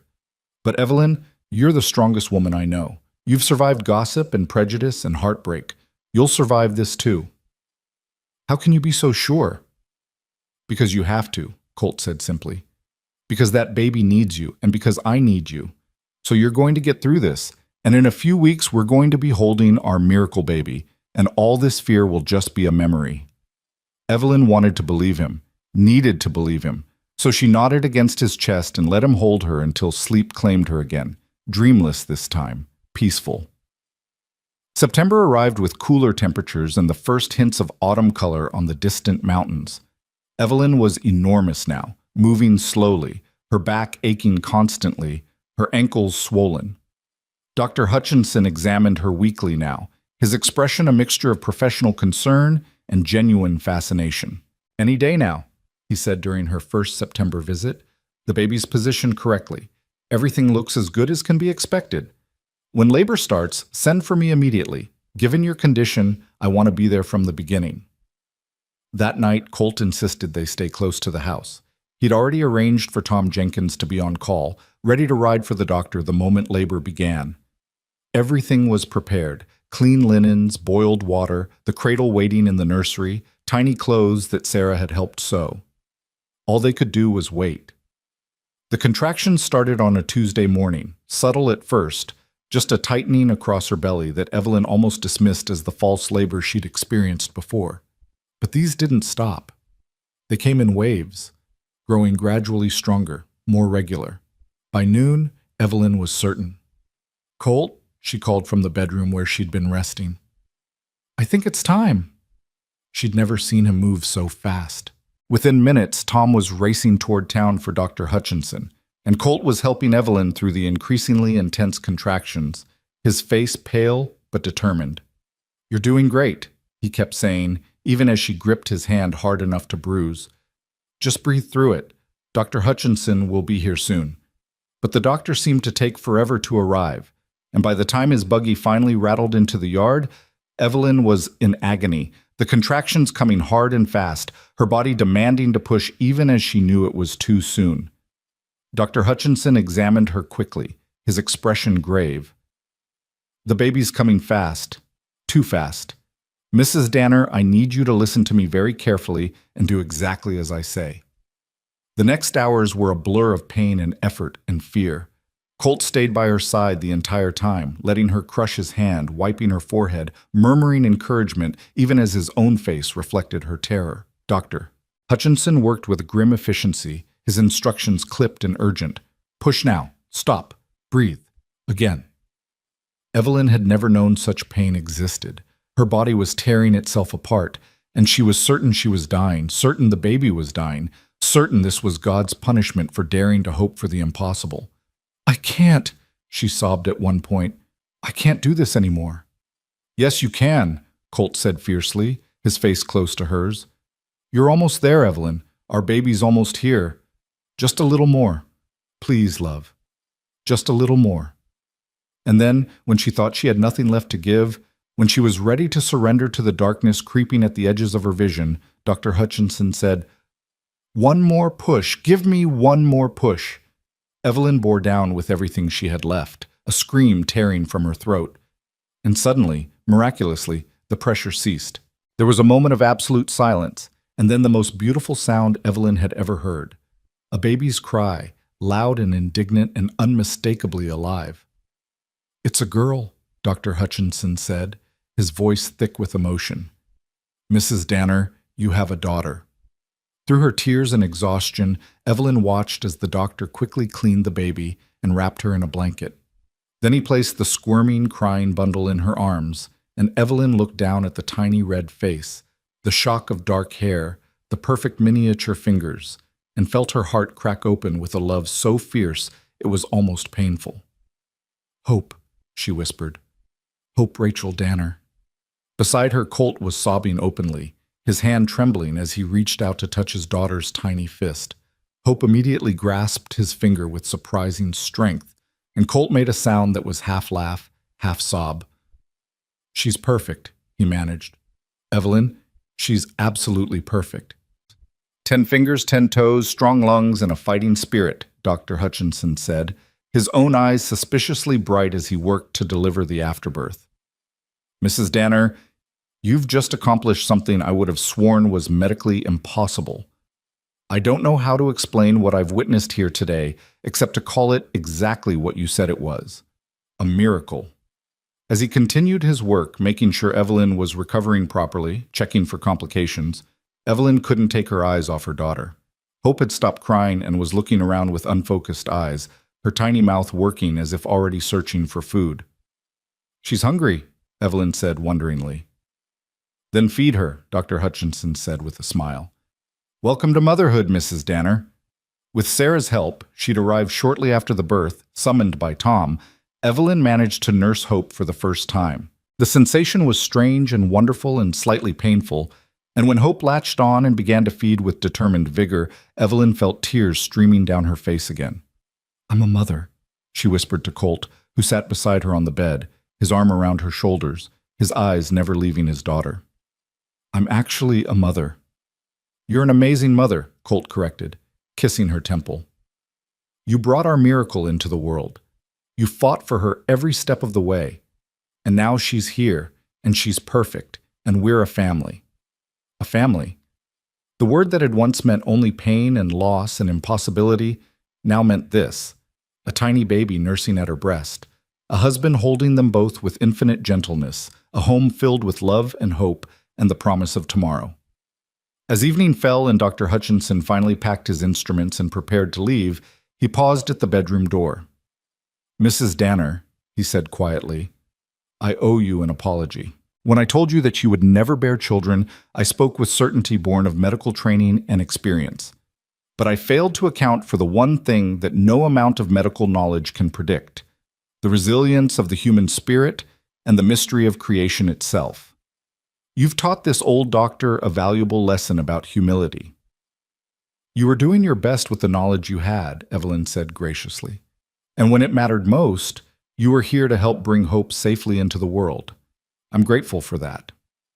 After he left, after Sarah had tidied up and promised to return in the morning, after the lamps were dimmed and the house was quiet, except for Hope's soft breathing from her cradle beside the bed, Colt pulled Evelyn close.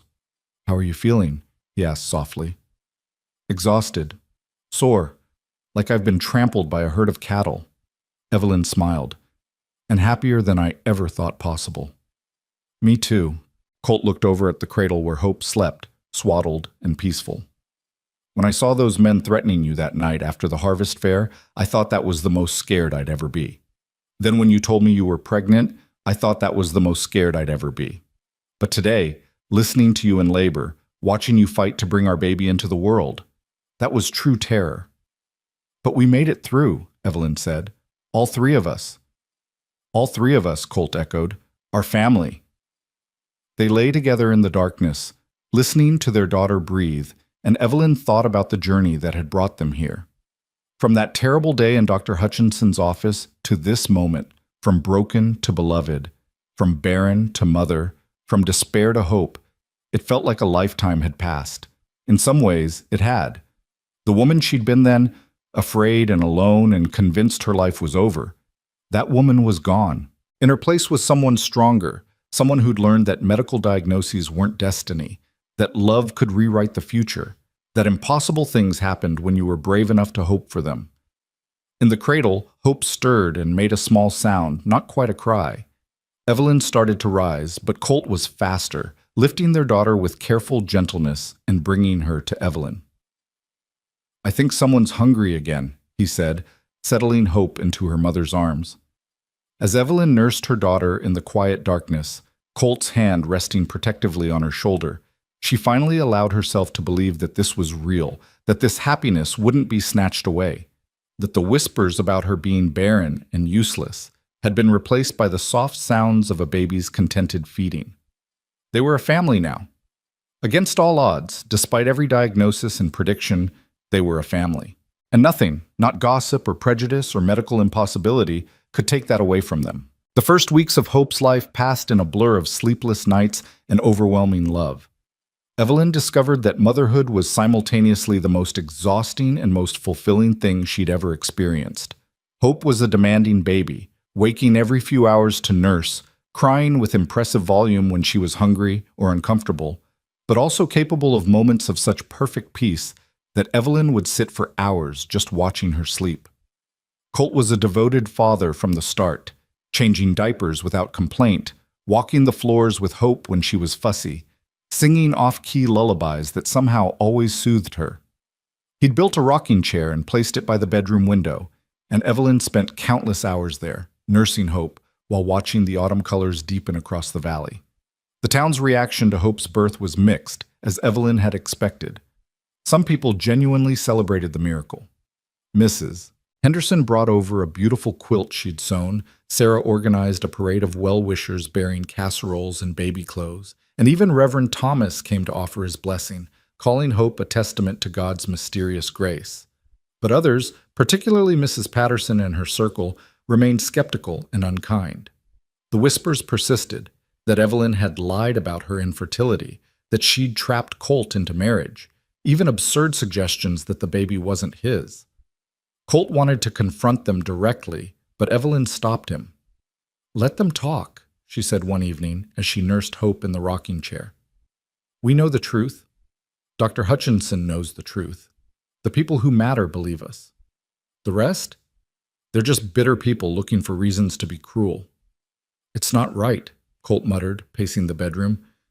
"You shouldn't have to endure their poison." "I've endured worse." Evelyn looked down at Hope, who was nursing contentedly, her tiny hand resting against Evelyn's breast. "And I have everything I need right here. Their opinion doesn't matter anymore." But even as she spoke those words, Evelyn knew they weren't entirely true. The whispers still stung, still made her question herself in quiet moments. Had she somehow fabricated her infertility for attention? Had Dr. Hutchinson been mistaken from the start? The logical part of her brain knew these doubts were ridiculous. She'd been examined thoroughly. The diagnosis had been clear and devastating. Yet the gossip's cruel insinuations had a way of burrowing under her skin. The issue came to a head in late October when Evelyn took Hope into town for the first time since the birth. She needed supplies and was tired of being cooped up at the ranch, no matter how much she loved it. Sarah had encouraged her, saying it was time to show the town that Evelyn Danner had nothing to hide or be ashamed of. The moment Evelyn walked into the general store with Hope bundled in her arms, she felt the familiar prickle of attention. Mrs. Henderson greeted her warmly, cooing over the baby, but several other women in the store fell silent, their eyes hard and judgmental. Evelyn was gathering her purchases when she overheard Mrs. Patterson's voice from the next aisle, pitched just loud enough to be clearly audible. "I'm just saying it's suspicious, that's all. A woman claims to be barren, marries a wealthy rancher in unseemly haste, and suddenly she's pregnant? Any sensible person would have questions." Another woman's voice, one Evelyn didn't recognize, responded. "But the doctor confirmed her condition originally. Surely he wouldn't have been mistaken about something so serious." "Doctors can be fooled," Mrs. Patterson said darkly, "especially by a clever woman who knows how to manipulate a situation. Mark my words, there's more to this story than we're being told." Evelyn felt her face burn with shame and anger. Hope, sensing her mother's distress, began to fuss, her small whimpers quickly escalating to full cries. Evelyn tried to soothe her, but her hands were shaking, her vision blurring with tears. "That's quite enough, Eleanor." The new voice was stern and authoritative. Evelyn peered around the shelf to see Dr. Hutchinson standing in the store entrance, his medical bag in hand, his expression thunderous.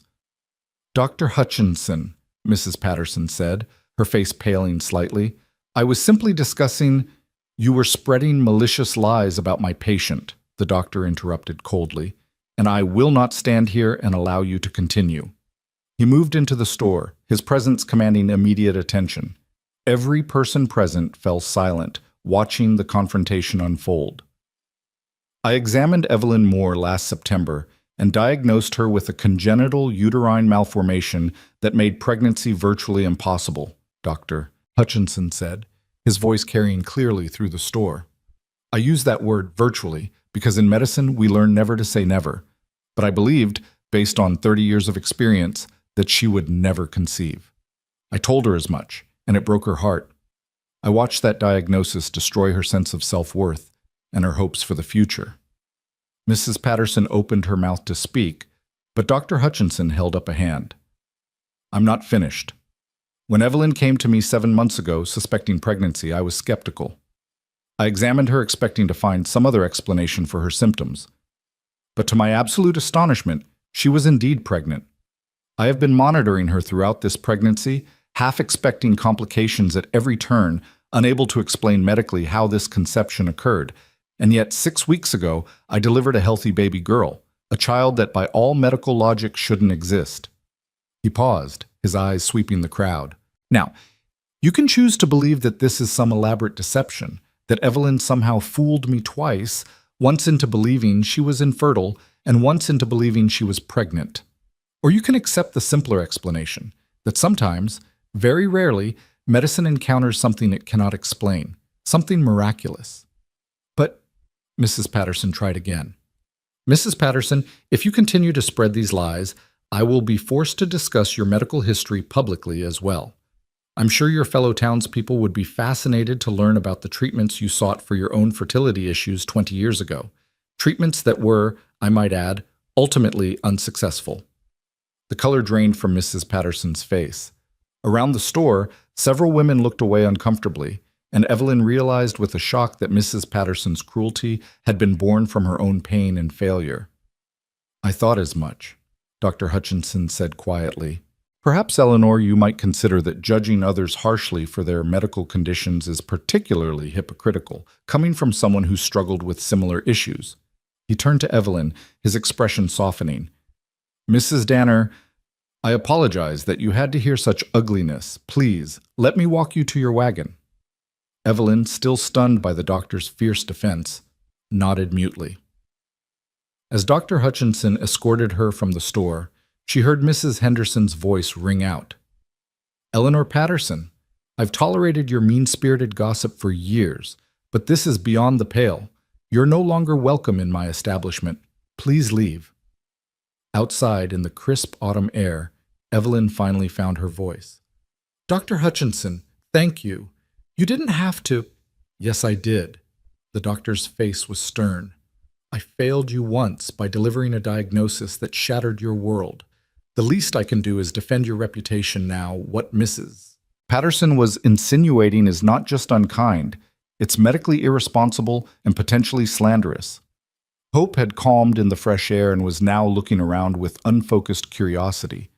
Dr. Hutchinson smiled down at her. Besides, this little one is living proof that medicine doesn't have all the answers. She's special, Mrs. Danner. A genuine miracle baby. Don't let bitter women diminish that. After that day, something shifted in Silver Creek. Dr. Hutchinson's public defense of Evelyn, combined with Mrs. Henderson's banishment of Mrs. Patterson, seemed to turn the tide of public opinion. The whispers didn't stop entirely, but they became less pointed, less cruel.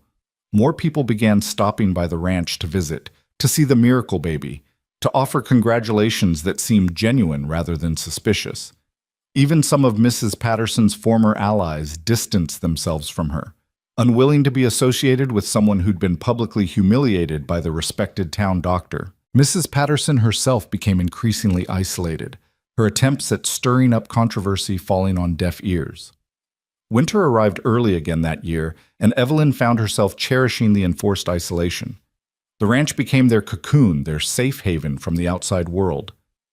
Hope grew rapidly, becoming more alert and responsive with each passing week.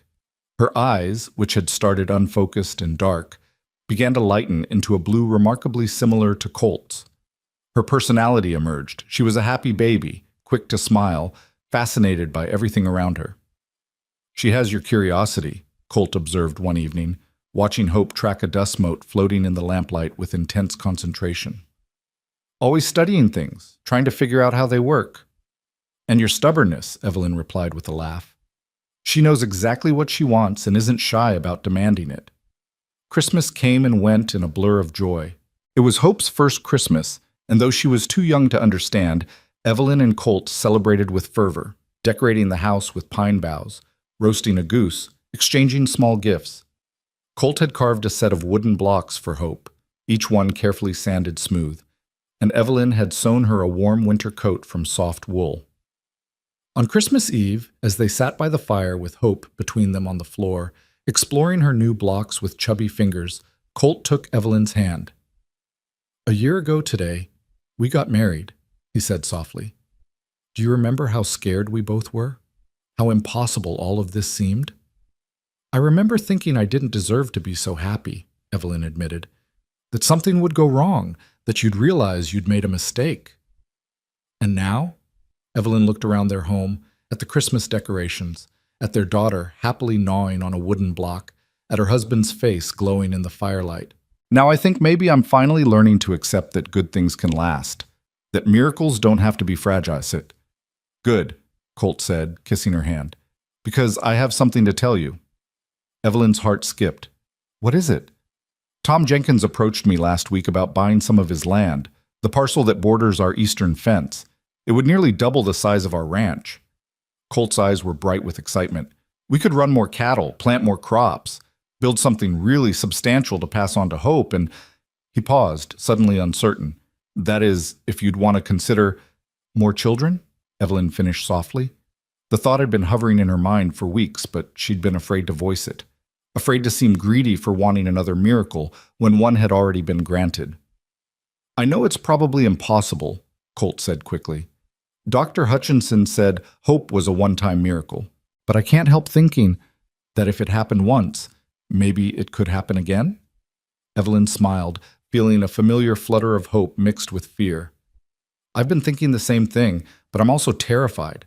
What if I can't? What if Hope really was our only miracle? What if hoping for more is selfish?"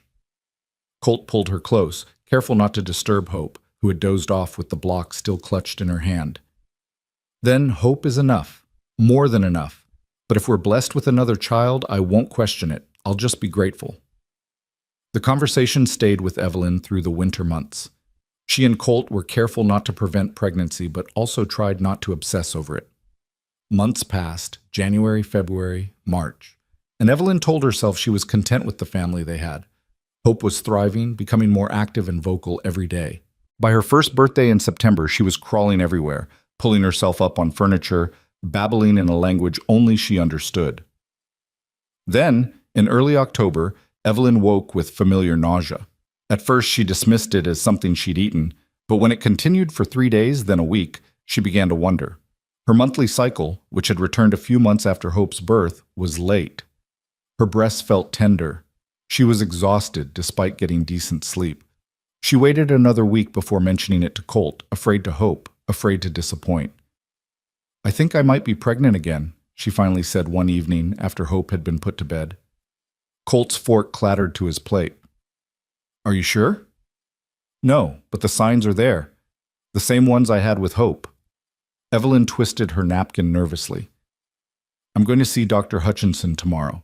I need to know for certain before I let myself believe it." The doctor's examination the next day confirmed what Evelyn had suspected. She was approximately 6 weeks pregnant with their second child. "This is extraordinary," Dr. Hutchinson said, shaking his head in wonder. "Twice. Mrs. Danner, you've conceived twice with a condition that should have prevented any pregnancy at all. I've been reviewing medical journals, consulting with colleagues in Denver, and even back east. No one has documented a case quite like yours." "Is it dangerous?" Evelyn asked, her hand instinctively moving to her still flat stomach. "Will this pregnancy be riskier than the last?" "All pregnancies carry risk, especially given your history. But you carried Hope to term successfully, delivered her safely. That gives me hope that your body has somehow adapted, that whatever malformation I initially observed isn't as limiting as I believed." He smiled. "I'll monitor you closely as before. But Mrs. Danner, I think you might want to consider that you're not quite as infertile as we all thought." The news transformed their household. Colt was even more protective this time, if that was possible, hovering over Evelyn until she had to remind him she'd managed one pregnancy already and knew what she was doing. Hope, oblivious to the changes coming, continued her cheerful destruction of anything within reach, keeping them both busy and entertained. This pregnancy felt different from the first. Evelyn was less afraid, more confident in her body's ability to nurture life. She was also busier, chasing after an active 1-year-old while dealing with morning sickness and exhaustion. But the fear was still there, buried beneath the confidence. The fear that asking for 2 miracles was tempting fate. The winter was mild that year, and by the time Evelyn began to show in early spring, the ranch was already greening up nicely. Colt had purchased the land from Tom Jenkins and was working himself nearly to exhaustion expanding their operation. They hired 2 ranch hands to help with the work, and the house felt suddenly full of life and activity. In April, when Evelyn was 5 months along, Sarah visited with her own children in tow. She'd had another baby since Hope's birth, a son named Daniel, and the 2 women sat in Evelyn's kitchen while their children played on the floor, comparing pregnancy notes and laughing at the chaos of motherhood. 2 miracles, Sarah marveled, her hand on Evelyn's swollen belly. "Evelyn, do you realize what an astonishing thing this is? You were told you'd never have children, and here you are, expecting your second." "Sometimes I still can't believe it's real," Evelyn admitted. "I keep waiting to wake up and find it was all a dream." "It's not a dream. It's your life, the life you fought for and deserved." Sarah squeezed her hand. "And I'm so incredibly happy for you." The pregnancy progressed smoothly, much to everyone's relief. Dr. Hutchinson examined Evelyn monthly, then weekly as her due date approached, each time expressing amazement at how well she was carrying the baby. Hope, now walking and starting to form words, seemed to sense something was changing. She became more clingy with Evelyn, wanting to be held constantly, patting her mother's belly with curious hands. "Baby," Evelyn would tell her, guiding Hope's hand to where the new baby kicked. "That's your baby brother or sister." Hope would giggle and say something that sounded vaguely like baby, then demand to be picked up, apparently deciding she preferred being the baby herself. Labor started on a warm June evening, nearly 2 years to the day after Hope's birth. This time, Evelyn recognized the signs immediately and calmly informed Colt that it was time. They'd prepared better this time. Martha Jenkins came to watch Hope. Dr. Hutchinson arrived within the hour, and Evelyn labored in the same bedroom where Hope had been born, feeling both anxious and strangely nostalgic. This labor was faster than the first, more intense but somehow more manageable. Evelyn knew what to expect now, knew what her body was capable of. And when Dr. Hutchinson finally said, "It's a boy," and placed the squirming, crying baby in her arms, Evelyn felt that same overwhelming rush of love she'd felt with Hope. "Samuel," she said, looking down at her son's red, angry face. "Samuel James Danner." Colt, who'd been pale and terrified throughout the labor despite having done this before, let out a sob of relief and joy. "A son," he whispered. "We have a son." Dr. Hutchinson checked both mother and baby thoroughly before finally declaring them both healthy. "Two miracle babies," he said, sitting back with an expression of wonder. "Mrs. Danner, you've single-handedly rewritten my understanding of reproductive medicine. I'll be publishing a paper about your case, with your permission, of course, and with your identity protected." "As long as it helps other women," Evelyn said, exhausted but happy. "If there are other women out there who've been told they can't have children, maybe our story will give them hope." The years that followed were full and rich in ways Evelyn had never imagined possible. Hope and Samuel grew up together on the ranch, becoming best friends and constant companions. Hope was protective of her younger brother, showing him how to climb trees and catch frogs and ride the patient old mare Colt kept for the children. Samuel idolized his sister, following her everywhere, his cheerful laugh echoing through the house. Evelyn resumed teaching, but this time from home, tutoring the children of neighboring ranchers who were too far from town to attend the regular school. Her reputation as an excellent teacher spread, and soon she had more students than she could handle. Colt built an addition onto the house, a proper schoolroom with desks and blackboards and shelves for books. And 3 mornings a week, the ranch house became a one-room school. The ranch prospered beyond their expectations.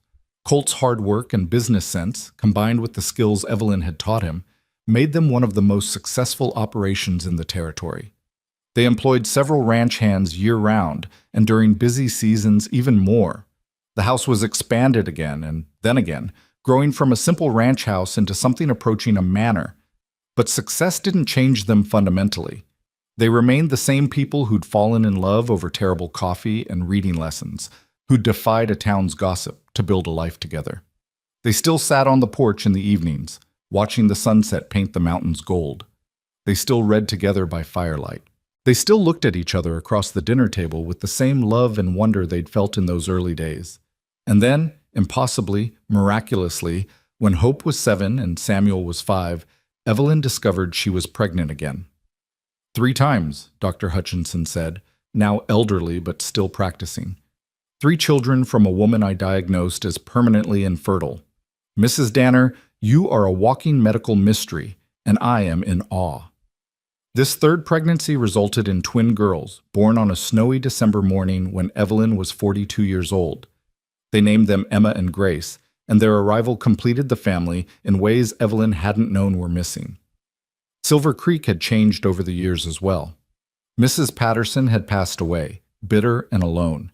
Mrs. Henderson had retired, passing the general store to her son.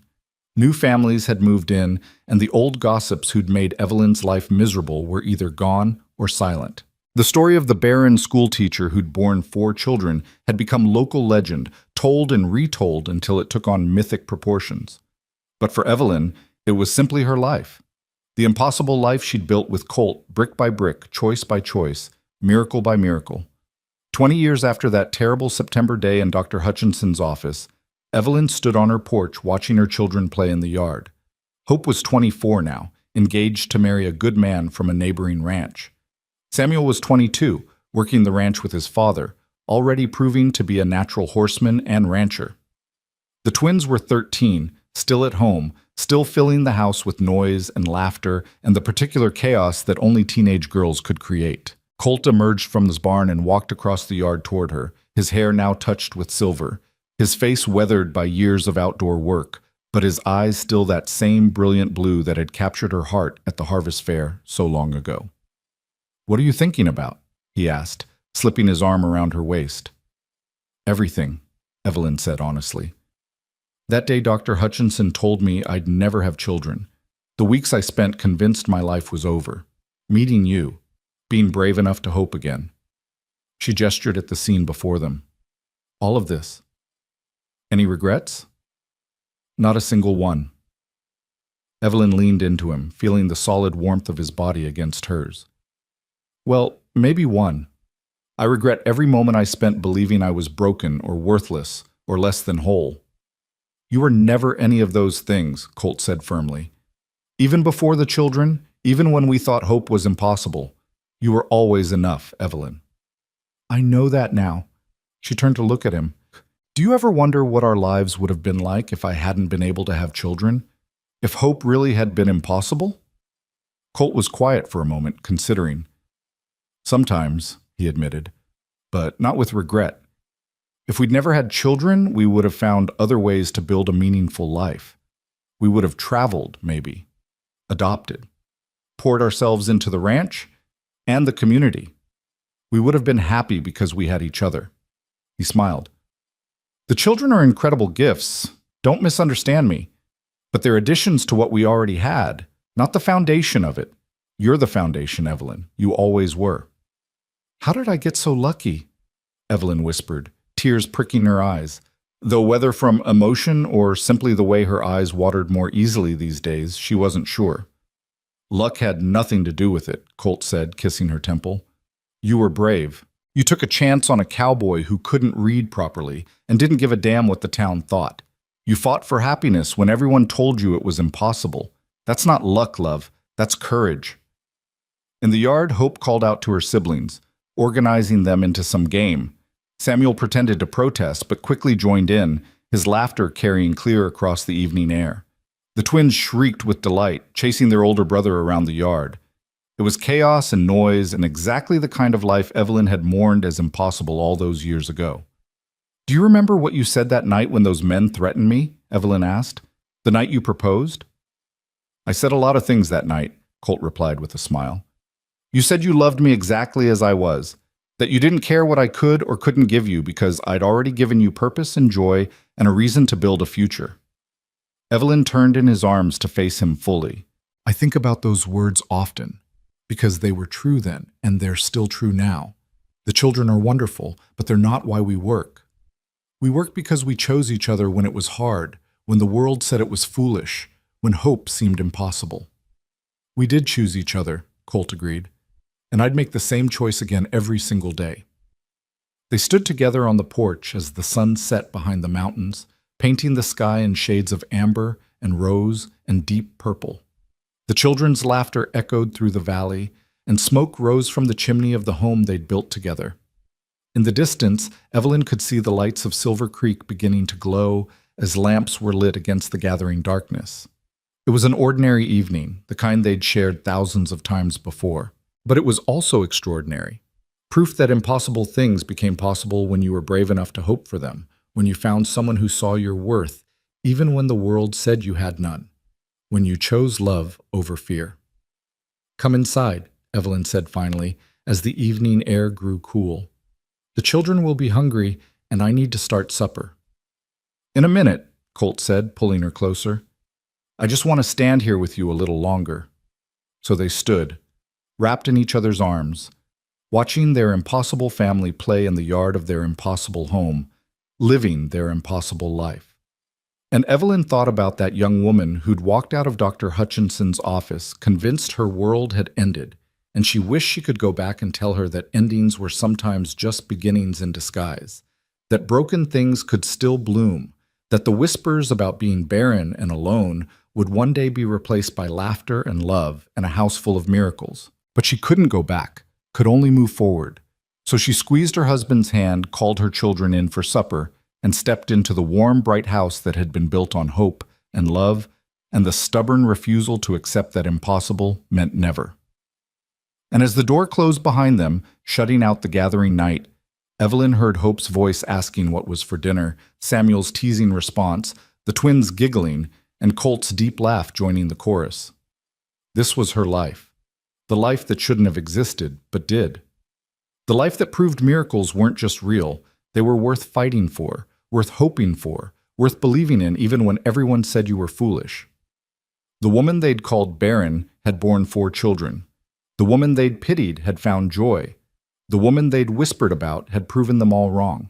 And now, surrounded by the family that medical science said was impossible, Evelyn Moore Danner finally understood the truth that had eluded her in that terrible September.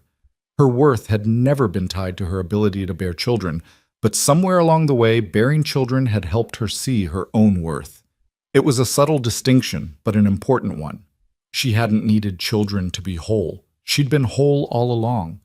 But loving them, raising them, watching them grow, had taught her to love herself, to see herself through Colt's eyes rather than through the harsh judgment of a small-minded town. And that, perhaps, was the greatest miracle of all. Not the impossible pregnancies or the healthy births or the 4 thriving children, but the journey from broken to whole, from worthless to valued, from alone to beloved. That transformation couldn't be explained by medicine or science or logic. It could only be explained by hope and love and the courage to keep believing even when belief seemed foolish. As Evelyn set the table for supper, listening to her family's cheerful chaos, she smiled. The whispers had been wrong. She hadn't been infertile and alone. She'd been waiting for the right moment, the right person, the right miracle. And when it came, in the form of a Texas cowboy with sky-blue eyes and a heart big enough to hold all her broken pieces, she'd been brave enough to reach for it. That bravery had changed everything. And now, 20 years later, in a house full of love and laughter and the beautiful impossible, Evelyn finally understood that some stories don't end where they seem to. They just begin in a different way, and the words "the end" are really just another way of saying happily ever after.